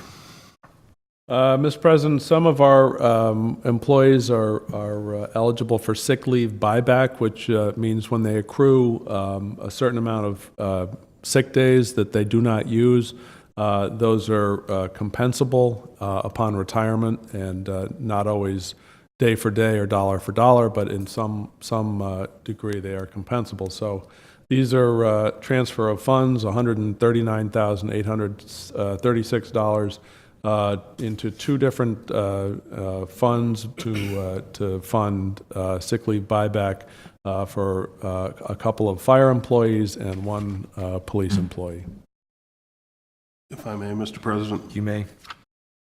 So, through you to the town manager, the town has looked forward and set up a liability of a certain amount of money, and now we're using the money we've set aside to actually pay the cost that we knew was coming down the pike. Is that what you're telling us? Correct. Thank you. Other questions, Mr. Wood? I'll just point out, because it's been a little while, the Budget Finance and the Finance Committee voted to approve this item. Thank you. Any other questions, discussion points? Now we move to a roll call vote. Mr. Fitzgibbons? Yes. Mrs. Loesch? Yes. Mr. George? Yes. Mr. Chase? Yes. Mr. Haley? Yes. Mr. Gallagher? Yes. Mr. Wood? Yes. Mr. Columbotus? Yes. Mr. Souza? Yes. 9 in favor, none against. Transfer order, general fund transfers to other non-recurring revenue, FY 18-042. Town manager, would you like to explain this? I'd make a motion to approve. Second. Okay, we'll go ahead and do that. Made and seconded. Any discussion, Mr. Fitzgibbons? I'd like to hear from the town manager. Mr. President, this order is transferring funds that we have received during the fiscal year and putting them into the Capital Stabilization Trust. I think as the finance director has explained, we're taking non-recurring state prison mitigation funding to the tune of $268,563.94. And we're taking the balance left in released overlay surplus to the tune of $186,524.89, which is a total of $455,000, and transferring that into capital stabilization. I'd like to make a motion to make the amendments to the account numbers as indicated. Second. Made by Mr. Wood, second by Mr. Fitzgibbons. Any discussion, Mr. Wood? Just that the proposed amendments were mentioned by both committees and recommended. Mr. Fitzgibbons? None. Okay, I'd like to vote on the amendment. Voice vote, those in favor? Aye. Those against? Hearing none, approved. Now move to a roll call vote to, Do I have a question? okay, go ahead. Through you to the town manager. At what point do we consider something recurring revenue? I think if it's something that's on the chair, in terms of state revenues, if it appears on the cherry sheet, we would consider that a recurring revenue. So the prison mitigation fund will never show up in the cherry sheet, correct? Correct. Correct. So we could be getting that for 20 years, and conceivably we'll call that non-recurring revenue? I think the short answer probably to that one would be yes. I mean, it's subject to, I mean, everything is subject ultimately to 9C cuts, or which are mid-year cuts that the governor can make, some of it unilaterally. But certainly, these have been subject to 9C cuts twice in the last 8 years, I think, or 6 years. So we're not comfortable, relying on these monies. But that said, these when we put these into capital stabilization, they are available for capital needs right across the town, and that certainly includes the district. So that we need, and certainly we're, the town side, we're desperate for capital funds for a whole host of things, but that's probably a topic for another day. But that's those funds, as I say, are available to make capital improvements to our schools, and as well as our buildings, or make vehicle purchase, what have you. So I have not given any feedback to Councilor Wood on the free cash policy, because I have no issue with the policy as it's stated, and actually, I think it makes a lot of sense. The issue that I have with this is, to your point, Mr. Dutton, when this is classified as non-recurring revenue, it is very finite in what it can be used for. Not to say that it's not a good use, but it's finite. Where if we can bring this into general revenue, it gives us more of an opportunity to use it for other areas that we have immediate needs as well. And I would like, as we go on to have future discussions around, at some particular point, if we're getting this every year, we have to change the focus from non-recurring to recurring. Now, if it comes into play around taking this and budgeting some of it towards reserves, I wouldn't have a problem with that either. But I really struggle, and I think actually it was Councilor Gallagher who brought it up. We're getting this revenue, and it's being earmarked for, I'll say one specific thing, even though, it can be put into different reserves. I think we're at a point now where we have to get a little bit more aggressive in taking things that probably in the past were uncertain, if we've got a history of it, and putting it into general revenue. That's just my comment. Mr. Gallagher? And I agree 100%, because I did bring this up during the budget discussion, and the pilot money and the mitigation money are separate pieces of money that we get from the state. The pilot money, in my opinion, is more at risk in being 9C cut than the mitigation money, and I think it should be part of the revenue projections when the budget is put together. In my view, other towns that get mitigation money do have it in their revenue projection for that. And I know we haven't received a revenue or expense report in a month or so now, but my hunch is we are going to close the year very, very well, and we will get a nice free cash amount later this summer, in which we'll put it into this 50% here, 20% there, 30% there. So it would be nice if we could have taken that $268,000 and put it in regular revenue and use it for perhaps some of the school money, perhaps highway equipment and so forth that we've talked about before. But I don't know how we can do that building going forward, but I think it is something we'll get every year. But yeah, the risk of it being cut is always there. It's always there. Mr. Fitzgibbons? I'd echo what Mr. George and Mr. Gallagher said to a certain extent, and just, the best way to go about that, in my opinion, would not be to assume we're going to get it all, but if we've been cut 2 out of the last 6 years, then take 2/3 of it, or something like that, that you can just say, all right, well then that amount, or whatever, but something that's sustainable over the long term and is not going to cause us to yo-yo back and forth and say, oh, well, we got a whole bunch this year, now we get nothing next year. Because really, to me, it's all about sustainability and how can we plan for the long term on that. So I'm not disagreeing with you. I just think that the amount should be considered given history. Mr. Wood? First, technical item. Maybe it's the glasses I'm wearing, but the account numbers look to be the same for the source of funds. Fair enough. That may be that they're accounted for in the same fund, but commingled in the same fund, but accounted for separately. But I can check. Well, if we vote for or against this, if we vote for it tonight, I guess I'm asking through the president to the attorney, can that just be adjusted?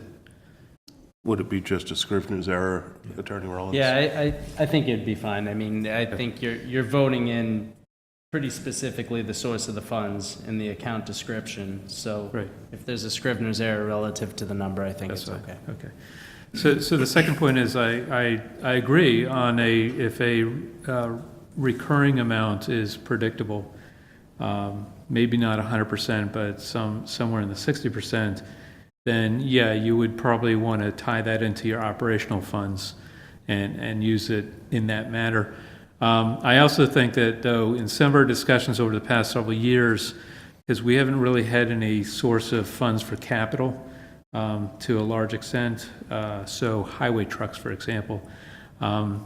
We've talked about strategies about needing to go for a debt exclusion to buy trucks, and this mechanism, and this may be this one time, allows us to build a capital stabilization trust, and I don't know what the balance is right now, but to avoid having to go for a debt exclusion to buy equipment for the town, which is not really an operational piece. That's all. And if you can split with confidence, I have no problem doing that. But if the state at some point decides to turn off that spigot, then we're in real trouble if we depend on it. Other comments, questions? Question. I'm just curious whether our auditors have previously opined on the advisability of that type of use of non-recurring funds. I don't recall from the comments when they were recently here before us, but perhaps, Mr. Dutton, you recall? They have in the past advised us to treat it as non-recurring, and that, admittedly, that was several years ago, so we can certainly go back to the auditors and see if if they, the change in the economy has changed their mind about that at all. Be happy to ask the finance director to do that. Now we can move to a roll call vote. Mr. Souza? Yes. Mr. Columbotus? Yes. Mr. Wood? Yes. Mr. Gallagher? Yes. Mr. Haley? Yes. Mr. Chase? Yes. Mr. George? Yes. Mrs. Loesch? Yes. Mr. Fitzgibbons? Yes. 9 in favor, none against. Thank you. Moving on to Order O FY 18044. Motion to approve? Second. Motion made by Mr. Fitzgibbon, second by Mr. Wood. I'd like to hear from the town manager on this again. Mr. President, this one is, well, let me preface it by saying we've had one of the Verizon cellular company reach out to us to ask about the availability of the Broad Street water tower and whether they could mount, whether it's feasible to mount equipment up there. And that was about a year ago, after having our engineers look at it, our water engineers look at it, and develop some pretty stringent guidelines for how that tower could be used. We are now in front of you looking to free up space on the tower for lease by cellular companies. Obviously, Verizon, as I said, reached out to us. When we go out to bid, the bid is open to everybody, and we would fully expect Verizon to bid on it, obviously, but anybody else could bid on that space as well. It's also not exclusive, so we could accommodate more than one company up there, but this allows us to at least go out to bid and try to maximize the monetary value of that space. Thank you, Mr. Fitzgibbon. Go ahead. In the whereases, we talk about reducing tax burden to residential property owners and water service ratepayers. Is there contemplation as to how this money will be split between the Water and Sewer Enterprise Fund and the general fund? We're anticipating that it'd be a 50-50 split right now. We think that that's probably fair, but almost all of the taxpayers are also water ratepayers, so it really doesn't make a huge difference either way. But we're looking at a 50-50 split at this point. Thank you. Mr. Wood? No, I just can't believe this is the first time we're hearing about this opportunity, because the tower's been there for a long time. So I think it's a beneficial thing to the town, so we should go forward with it. Other comments? Just a point of information, Verizon came to us 2 years ago for licensing for our poles in town, which was approved by the council and reviewed by our legal counsel, which was Mr. Gilday at the time, so this isn't the first time we're hearing about it. It's just a new spot within town that they're looking to get into. Any other questions, comments? All right, let's get the roll call going for this one. Mr. Fitzgibbons? Yes. Mrs. Loesch? Yes. Mr. George? Yes. Mr. Chase? Yes. Mr. Haley? Yes. Mr. Gallagher? Yes. Mr. Wood? Yes. Mr. Columbotus? Yes. Mr. Souza? Yes. 9 in favor, none against. Next order O FY 18045, end of year transfers. Motion to approve? Second? Motion made by Mr. Fitzgibbons, second by Mr. Gallagher. Mr. Fitzgibbons? Nothing. Nothing. I mean, this is just typical. Every year we do this. Yeah, I believe we have to make some proposed amendments, correct? So I make a motion that we make those amendments. Motion to amend made by Mr. Wood. So specifically, we're increasing the amount of the transfer from 562, 618, spot 14, up to 672, 226, spot 14, and you can see I think it's the highlighted lines that are the additions. I'll second the amendment. Made and seconded by Mr. Fitzgibbons. Mr. Fitzgibbons, do you have any further comment? I have none. Anyone? Okay, those in favor of the proposed amendment? Say aye. Aye.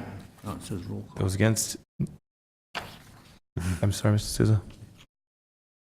Aye? Said aye. Okay, great.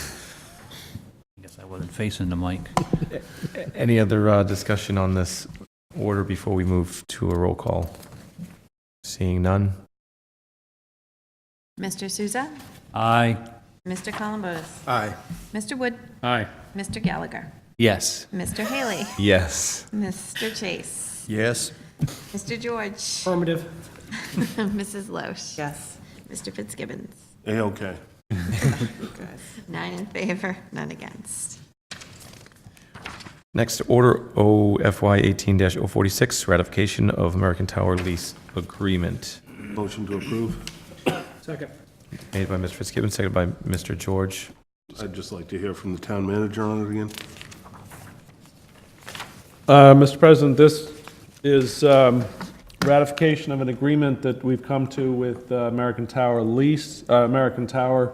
It's to lease the ground beneath the cell tower that is near, but not on, the Burl Ave water tower.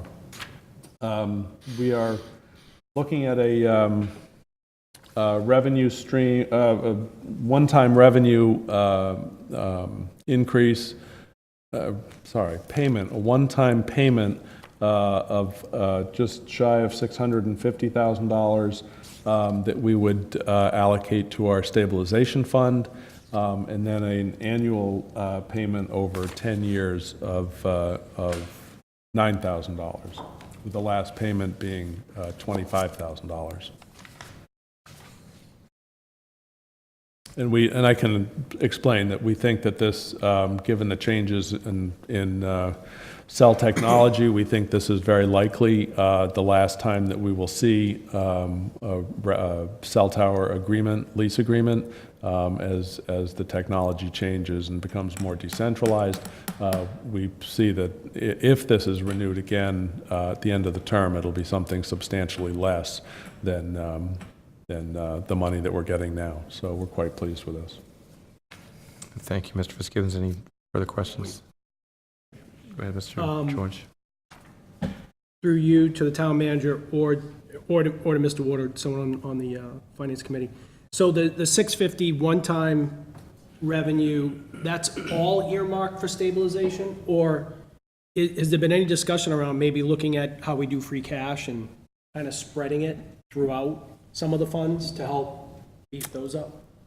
Our discussions internally have pretty much centered on trying to achieve, the sooner we can achieve the stabilization level that we're trying to achieve, the sooner that it'll free up other free cash for other items. So that was sort of the what we were looking at. We're trying to hit that target that the auditors have recommended. Yeah, 'cause I think that goes back to the earlier discussion when the auditors were here around, the targeting is nice, but I think we had a real good discussion around if that targeting becomes very myopic and everything else is not reviewed until you get to that point, I think you're potentially going to lose opportunities to do things within the confines of what we're looking at, to be able to help with capital purchases, to help with some unfunded liabilities or things of that nature. So I just put that out there as I'm not disagreeing with that guide, but again, that stabilization fund is very important, but I would, in the future, I'm not saying necessarily now, to look at it and maybe take some of the allocations and put it in other areas as well. It helps no matter what, but I just noticed that it's going all to stabilization, and I was just kind of curious on that. Mr. Fitzgibbons? I'd like to echo Mr. George, but maybe expand upon it. Stabilization is one source where we're able to put funds for future use. We have a capital improvement fund that we just put money toward. We have the OPEB liability that we're putting money toward, et cetera. And I think the auditors have been pretty clear coming in over the years saying, we look at all of the kind of undesignated fund balances, if you will, that you have. And so we're able as a council to take that 650 at any point and allocate it to a capital purchase or to allocate it to OPEB. Whether we do it now or in the future, I agree with you, it needs to be addressed.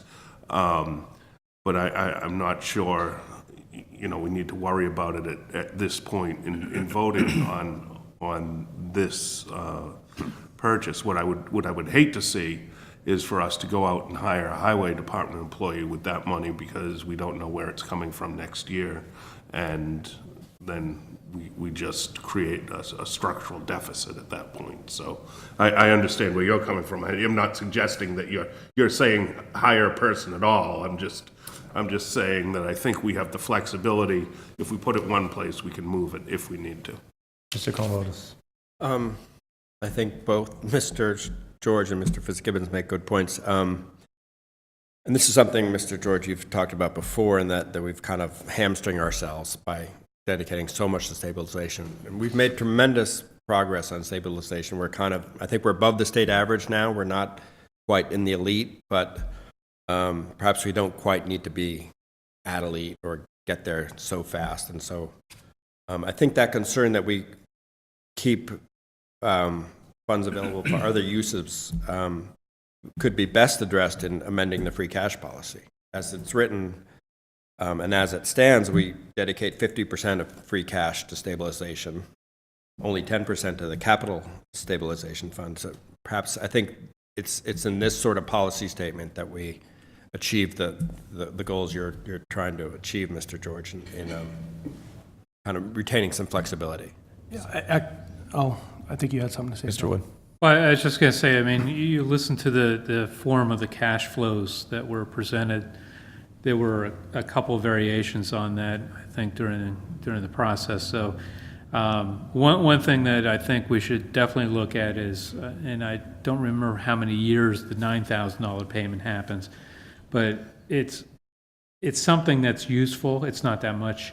And, you know, the policy around the stabilization, maybe we need to have a chat about how we want to manage that in a downturn and try to set some sort of guideline, not firm policy and not order, but maybe a discussion around when do we want to tap into it? What type of events would we want to tap into it? It's a reserve that we haven't really had to touch except for the golf course a couple times. And, you know, we're going to potentially put $600,000. Maybe when it comes in and it's a big check, we decide to do something else. But I think the discussion surrounding how we manage that process would be a good one. Maybe in the fall, maybe closer to budget season. Other questions? Did you want to? Okay. I just have one question. Sure. It's only 10 years for the $9,000 from the 49-year term or the 20-year term? Correct. Correct. I want to confirm. Okay. No further questions. Let's roll call this. Mr. Fitzgibbons? Yes. Mrs. Loesch? Yes. Mr. George? Yes. Mr. Chase? Yes. Mr. Haley? Aye. Mr. Gallagher? Yes. Mr. Wood? Yes. Mr. Columbotus? Yes. Mr. Souza? Yes. 9 in favor, none against. Okay, moving on to order OFY 19-007 CPC reserve accounts for fiscal year 2019. Mr. President, did I hear these last four need to be postponed until our next meeting earlier? Is that part of it? No, this one's okay. Oh, okay, sorry. So Motion to approve, then. Second. Third. made by Mr. Fitzgibbons, seconded by Mr. Gallagher. Any discussion, Mr. Fitzgibbons? None. Mr. Gallagher? No. Hearing no issues there, let's go for a roll call vote on that one. Those in favor? Oh, sorry, roll call vote. Mr. Souza? Yes. Mr. Columbotus? Yes. Mr. Wood? Yes. Mr. Gallagher? Yes. Mr. Haley? Yes. Mr. Chase? Yes. Mr. George? Mrs. Loesch? Yes. Mr. Fitzgibbons? Yes. 9 in favor, none against. Seeing as how the next 1, 2, 3, so 3 orders. Anybody want to take up a motion to postpone those? Why can't we vote tonight? It's a finance. Finance Committee, due to the fact that the Finance Committee has not met. I'll make a motion to push I, J, and K to the next meeting. Second. Mr. Woods made and seconded by Mr. Gallagher to move these off, FY 19-008, -009, and -010, to move to postpone to next meeting, hopefully. Mr. Fitzgibbons. I'd just like to say that, you know, it's disappointing that we can't do a contract ratification for the police association. They did a great job stepping up with the town manager to, you know, get what they deserved, and that also that the town could work with. And it's disappointing to me that we can't ratify that tonight. I understand why the Finance Committee didn't meet, and so it just points out Mr. Wood's plea for getting more members on the Finance Committee who are able to make meetings and get a quorum and get things done. So, thank you. Thank you. Other comments? So do we have any kind of vote to move those? Do we do those in favor of moving? Aye. Aye. Those against? Check. Moving on to old business, having none, move us forward to new business. Order FY 19-11, gift for Bridgewater State University. Motion to refer to the Budget and Finance Committees. Second. Made by Mr. Fitzgibbon, seconded by Mrs. Loesch. Any discussion? I'd just like to thank Bridgewater State University for another generous donation to the town to be used as they instructed. Mrs. Loesch? Second. Second statement as well. I think we can all agree on that. Thank you very much. So those in favor? No, we've referred it. Moving on to... No, we need to vote. Yeah, you just still vote on that. We didn't vote on it. Okay. So those in favor of moving into Budget and Finance Committee? Aye. Those opposed? Now we can move to the next one. Mr. President, Yes, sir. I'm going to recuse myself from this because I live nearby. Are we, I'm sorry, we're at the, We were at the gas station. The mobile station. right, Which, okay. which begs me to ask, because I live 5 houses away. You're fine. He lives across the street. You know, he leaves the room. Bill, on the other hand, stands in the vestibule right there. That's true. Good point. So order OFY Oh, 19, Camry away. 19-012, acquiring property on Summer Street Mobile Station. I was going to make a motion to refer to the Community and Economic Development Committee. I'm not sure if the remaining members want it or not. I would love to hear what Mr. Gallagher is presenting, but yeah, we'll take it. Well, and no, I mean, we can hear it from Mr. Gallagher tonight. I'm just trying to move it forward to get So to the committee. it's, Yeah. yes, so you second it. So You I'll want to make hear a from... motion to refer to the Budget and Finance, to the Community Economic Development Committee. Second. Okay. And I'll defer to Mr. Gallagher, who would put it in front of us. Yeah, I mean, I think this is something that I brought up a while ago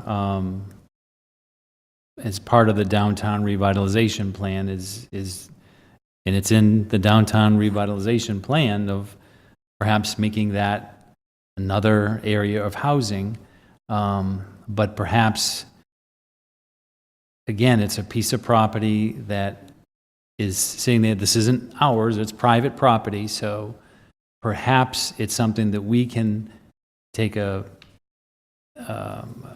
proactive approach to acquire the land. It's been vacant for a few years now. I don't think there's a bunch of graffiti and trash and trees growing through the cement now. I mean, it would be a nice addition if we were to extend the park that's around that corner there to that area, or at least level the building and make that maybe another parking slant park area or an extension of the park that's around the corner there.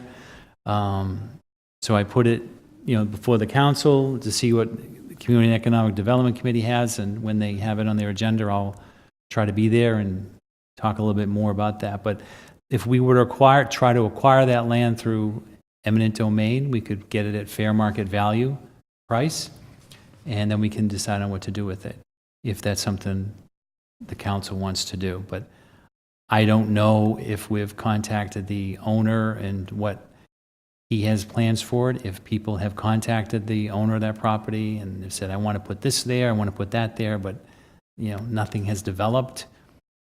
Maybe it's something, again, that we can do. A lot of ideas can come to the table on this one. And I think there's also a building behind it that's separate than this property, but that could get thrown in the mix as well. I'm not sure. But we can just, I just think that we should try to do something. If we can't, then we can just let it sit there. Mrs. Loesch. Is this similar to another order that has been put forth for this property? By you? You mentioned that, and when I saw this tonight, I thought I already saw something from the Community and Economic Development that approved something for this property. I'm not sure now, but the last meeting when we talked about it, there wasn't anything specific. So I wanted to put an order in to direct the town manager to begin the process of taking it by eminent domain. That was the discussion we had, I believe, at the last meeting. But in order to take private property for eminent domain, we need to have a reason why we want it. And I think the reason, what I'd like to do is just my opinion, but if it goes to Community and Economic Development with an idea that comes back, we can then direct the town manager to take it by eminent domain for the purposes of X. And maybe the purpose is to implement what's in the current Community and Economic Development Master Plan or not. Or maybe it's to take it and do something for the community and make it an extension of the park that's there, or make it an addition to the parking program that's going to take off really good or something. So the purpose of this was to direct the town manager to take it by eminent domain and see what happens, see what the owner's response is. Maybe he's got something coming in 2 months. I don't know. But sometimes when these types of actions are made by a municipality, the owner seems to be a little bit more aggressive in doing something themselves with the property. So but if we can do something ourselves, that would be great as well. Okay. But we need a purpose for taking it by eminent domain. I don't have that purpose now. I have an idea, but it's just mine. Mr. Chase. I'm just curious whether we're aware of the status of the underground tanks. It just strikes me that if in fact remediation were to become necessary, it could be an extremely costly liability for the town, and we should consider that before we embark on any particular plan to develop or to sell the property in whatever fashion. Are you aware, Mr. Dutton, if we have any information? My understanding is that the tanks were removed, but later on in your agenda, there's a transfer order looking for money to fund what I think is referred to on your agenda as appraisal, but that's the process by which we would do a thorough investigation of exactly what you're talking about. Okay, follow-up question, Mrs. Loesch. Through you to our council clerk, can you recall if there was a previous ordinance? Back in December 2017, there was a resolution that was put forward, So and it a was resolution. passed. So, okay, But it was a resolution, which is different from an order. or aligned. Thank you. Any other questions? I do. Mr. George. So what I would ask as well, it's not necessarily included in this, is, and Councilor Gallagher alluded to it, I believe the building behind the gas station's condemned, Mr. Dutton, correct? I'm not aware of that. I know that it's separately owned and has been bought by somebody who is planning significant renovations to it. Okay. but that's as far as I know. All right, so we have some idea that that property behind it is going to be put to use, because that's been vacant, and I think walking by it at the parade, I thought I saw an X on it, which to me means it's either condemned or uninhabitable, so, but you're aware of someone who's actively working on that right now? Okay. All right, then if that's the case, then I think the focus on the gas station is definitely, worthwhile. Okay, other questions? So if I remember correctly, were you moving this to CEDC? Mm-hmm. Okay. And, So moved. Second? No, it's already. I think it's already done. Was it? Yeah. Oh, the okay. motion's been made and seconded, and we just need to. All intent to. Thanks. Just, you'll be up soon, Mr. Chase. You'll be stuck with Oh, us. So those in favor? Aye. Those against? Moving on to Order OFY 19-013, something we talked about earlier, Highway Garage, Spring Street. Again, with the now chairman being back, I'd ask if he wants it in the Community Economic Development Committee. I'd make that motion. If so. Okay, there's been a motion made by Mr. Fitzgibbons to move this to the Community Economic Development Committee, seconded by Mrs. Loesch. Discussion, Mr. Fitzgibbons? I think that, Mr. Gallagher raised some valid points, and that committee's the appropriate one to study it as far as our body goes. Mrs. Loesch, any further comments? Any other counselors? We're all set? I'm sorry.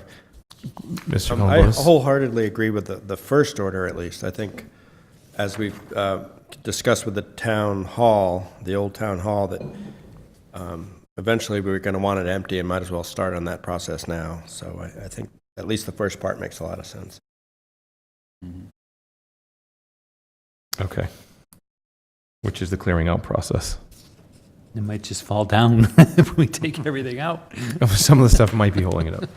Okay, so let's vote to move this to the CEDC. Those in favor? Aye. Aye. Those against?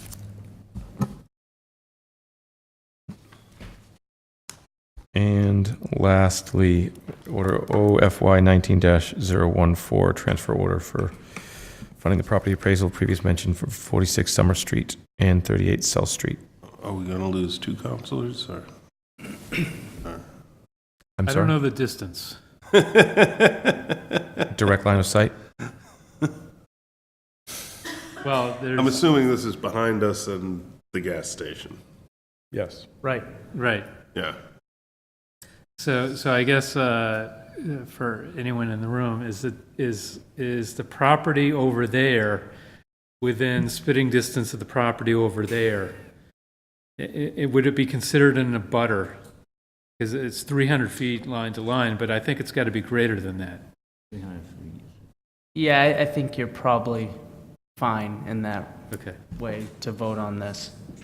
Leave the room anyways. I move to recommend this to the Budget and Finance Committee.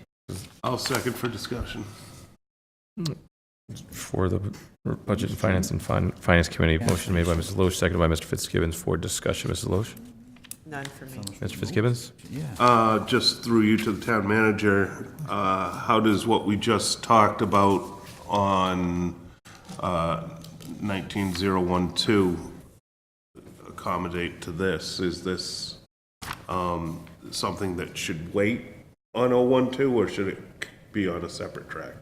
I don't necessarily think it needs to wait. I think unless the council decides not to pursue the taking at all, pursuant to Councilor Gallagher's order draft, then this could go hand in hand with that. That's what it's designed to do.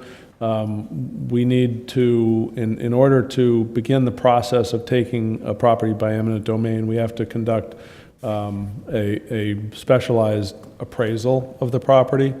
So that's what this money covers. It covers the appraisal for what is 46 Summer Street, which is the mobile station, and also a little bit of money to update. We already have an appraisal for 38 South Street, but we need to do an update because it's more than a year old, so we need to update that one. But mostly this is designed for the appraisal on 46 Summer Street. Mr. President, can I just interject? I didn't realize this was also the mobile station, so I'm going to recuse myself from this too. Okay, Mr. Fitzgibbons? I'll wait for Mr. Columbotus. So just to be clear, you might, if this moves through the Budget and Finance Committees relatively quickly, you'd have the authority to spend the $10,000 before we know whether we want to acquire it or not, and you would do that. Or I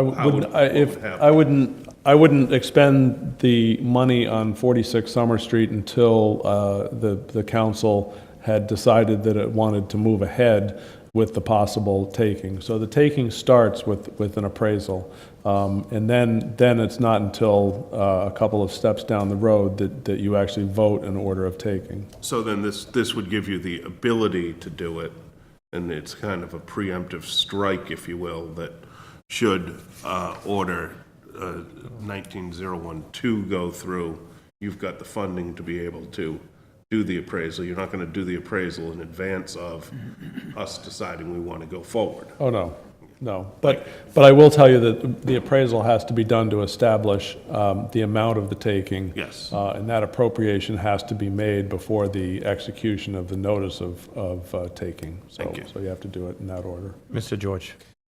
Through you to either the town manager or Mr. Rollins, just real quick question for my own edification. Transfer order, can we move that along if we do not have an account number identified? We can. There's no issue with that? Okay. It's the purpose, I mean, the finance department likes to be particularly, likes to note with some specificity as much as they can in the actual order that's voted, but it's the intent of the order that takes precedence. Okay. Yeah, like I said, just my own edification. And just to follow up on Mr. George's comment, there'll be an account number and account description when it comes back. Yeah, you'll do a proposed amendment, and it's just going to get referred, Yeah. and then we'll. I didn't know if we had to Clarify. give the direction and then they came back with the recommendation to that finite, but that's fine. No. Okay. Thank you. Mr. Gallagher? Just looks like a Scrivener's error here, just in case there are questions down the road. Under ordered pursuant to section 6-4, the last sentence there where it says 48 Summer Street should be 46, I believe. Right? We'll pick that up. Yep, thank you. Just so Thank you, Eagle Eyes. someone doesn't question it. And appraisal spelled wrong, but I don't care about that. Okay, so, Mr. President, yes, sir, Mr. Souza. Manager, at what point is the owner officially notified that this proceeding is beginning? Or just, well, he may even know about it already. I make a point, I mean, I wouldn't go about starting a process without notifying the owner. So based on what the council has actually done already tonight, I'll reach out to the owner and just let them know. Okay. Other questions? No. Yes. Yes, Mr. Wood, sorry, missed your hand. Can we amend this to read the correct number, street number, before we send it to committee? So I'm not sure if it's 46 or 48. Whichever it is, I'd like to make amendment to correct that. I'll second I'll that. second. If you bear with me, I'll tell you.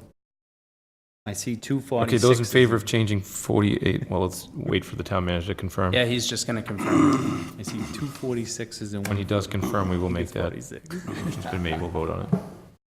The majority vote?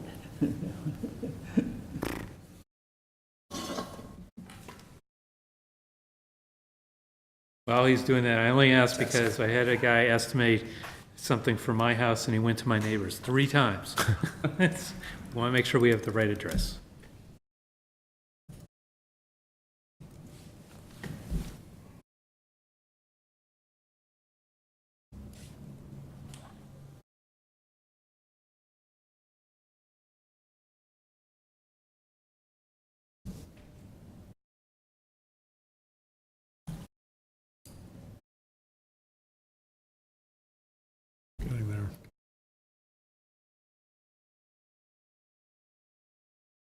I have it as 46. Amended to I'll take that 46. as legal counsel. 46. So I'll the second the amendment's, amendment. amendment's been made and seconded to change 48 Summer Street to 46 Summer Street. Those in favor? Aye. Those against?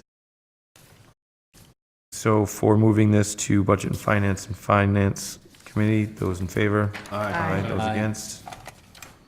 Thank you very much. Citizens, Mr. Columbotus, come on back. Citizen comments, please state your name. Okay, no citizens, council comments. We'll start with my left.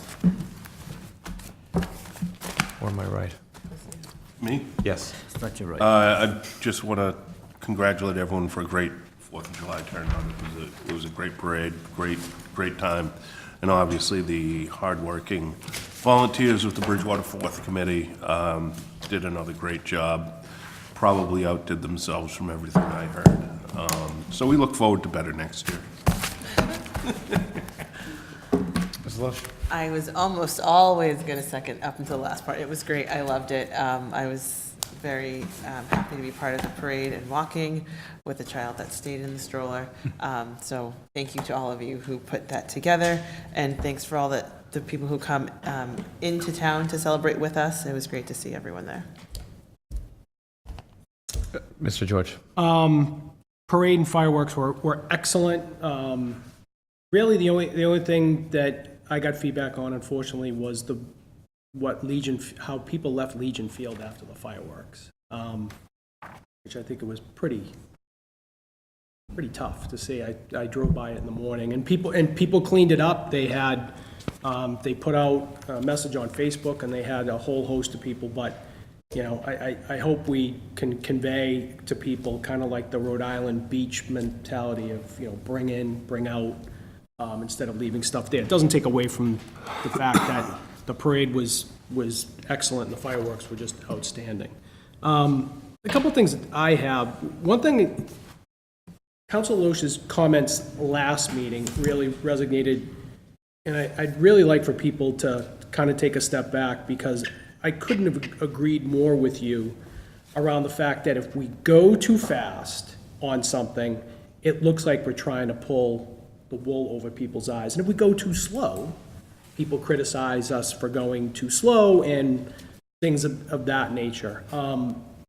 So I just hope people really can appreciate the fact that I think the way that we have approached things for the most part have been very, I think, thoughtful, trying to look at it from a multitude of directions and things of that nature. So maybe with this academy, people can kind of take a different appreciation of what we have to take into consideration versus, what residents kind of take a look at, which comes to my next comment about citizens' comments. And I know no one's here, but I would hope that if people are going to get up at citizens' comments and direct their comments towards individual counselors, they will give the counselors the courtesy of staying, so that if a counselor feels so inclined, they may be able respectfully to be able to, I'll say, answer to those comments. I find it very disappointing that people take advantage of the situation of getting up there, speaking their mind, which is great, and then leaving the room and not giving people the ability to kind of talk it through. So I would hope that people take that, as much as we are respectful of their time, and I think we do a great job. And I think, Bill, you brought it up once. I don't think we want interaction, but I think the last few meetings, I've just seen some instances where if people are going to get up there, I would like for them to stay for the whole thing as well.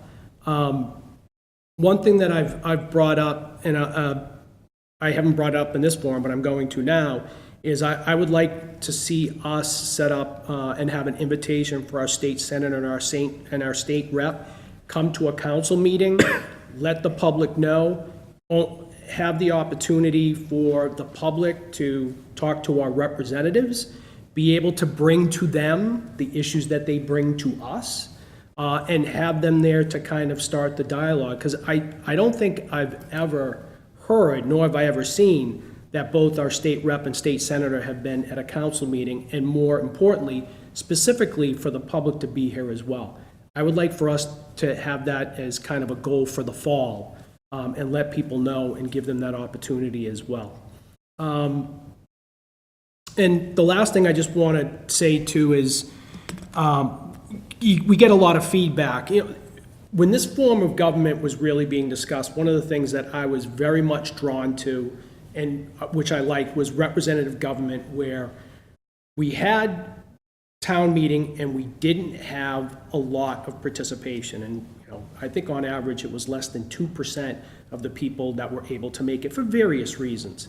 I get very concerned when I hear and see communications around people saying that when people are here at the meeting, you should be just listening to us, and we should be listened to. And it almost seems like their weight should be more because they're here. My weight that I put on people doesn't matter where it comes from. Be it the venue of a council meeting, be it an email, a phone call, getting, grabbed at the store. I think we all put equal weight on what we get for that feedback. So I hope people understand that too. I know people get very passionate, they get very committed to what they want to do, but just because a person can't make a meeting does not mean that their opinion is any less than people that can come. So that's about it for me. Thank you. Thank you, Mr. George. Mr. Chase. Just again to echo some of the previous comments from the council as to the 4th of July festivities. I was happy to participate in the parade. It was a kind of a long, hot march, but nonetheless, I survived. It was a great time. I enjoyed it a great deal, and I think that certainly the organizers and participants should receive congratulations again. And I think that the turnout, in my estimation, was rather impressive, and I was happy to see it take place very successfully. Mr. Gallagher. Yeah, just one comment tonight, and that is to thank all those that were involved in the 4th of July preparations and raising the money and organizing the whole day. It's a lot of work all year long from a lot of volunteers, and it was a great day, great community event for the town, and it's always good to have it every year. Mr. Wood. Thanks. I between the parade and the fireworks, I went over to the college, and maybe many people don't realize that the college also contributes, in addition to other ways, that particular event in the middle, which is music and art and some participation.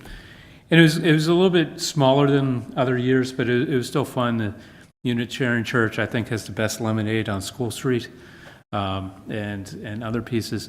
But I saw Dave Moore there. So Dave Moore stood at the podium here and presented his.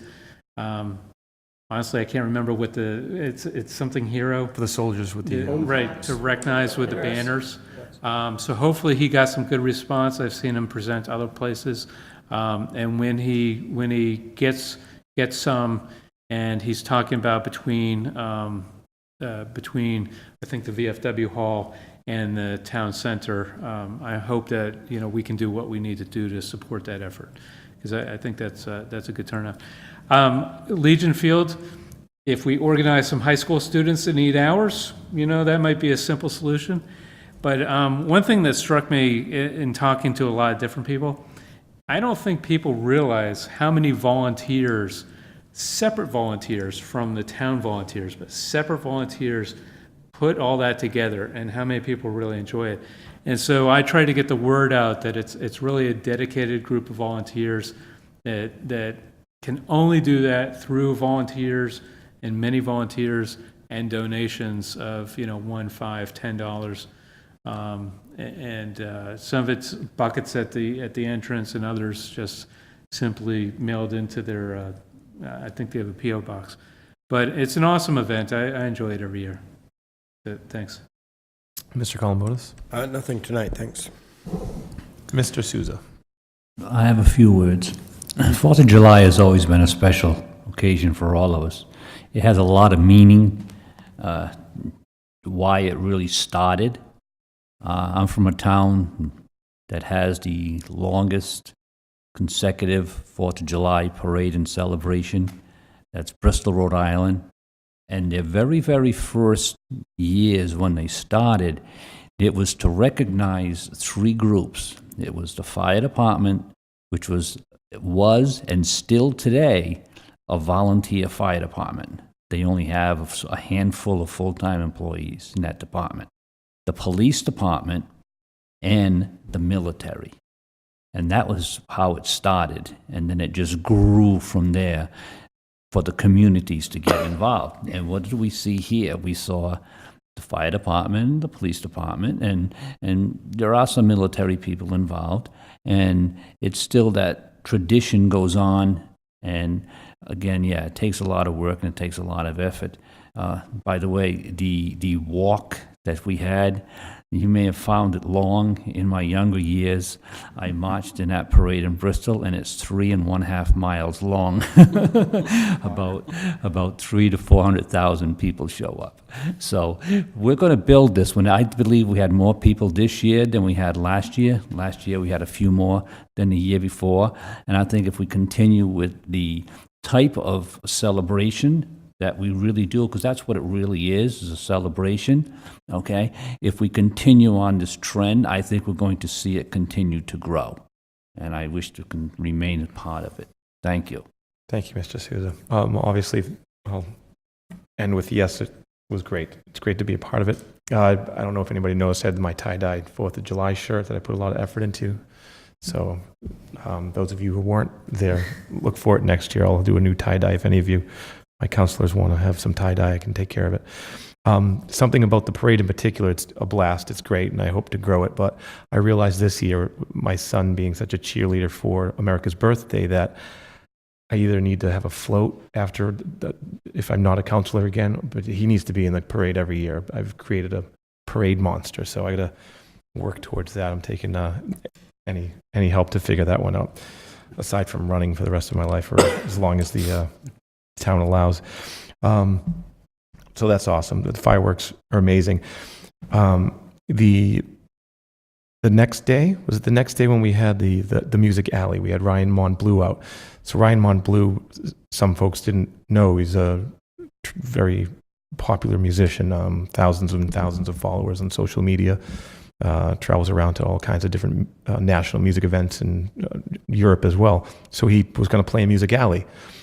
Music Alley clearly would not have been big enough, so we went down to Legion Field. Just so happened where we had enough bathrooms for folks, because just the day before we had them out for the parade and all the fun festivities down there. So it was a really great achievement to get somebody of that caliber in here.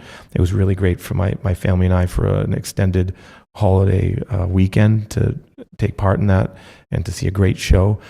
The more people that donate, not just to the 4th of July and the fireworks to make that better, the more folks who get involved with the Music Alley, we can make that great and have more great shows to take your family to. It was a really, really wonderful experience. So moving from that to manager's report, and something we've already touched on, several of us. 1, 2, 3, 4, 5, 6. We have 6 critical commissions and committees and boards, critical to the functionality of helping this town work through what we need to work through. Board of Health, Finance Committee, the Zoning Board of Appeals, the Conservation Commission. There's a lot of open seats here, folks, to help this town do what we need to do. And, you know, down the road with what the town manager's talking about, getting folks involved and kind of versed in what various committees do and how a town works. But we kind of need those seats filled now. So that'd be really nice to get that done. That's all I have. And Motion to adjourn? Second. so moved. Good night, everyone. Those in favor? Aye. Aye. Against? Thank you.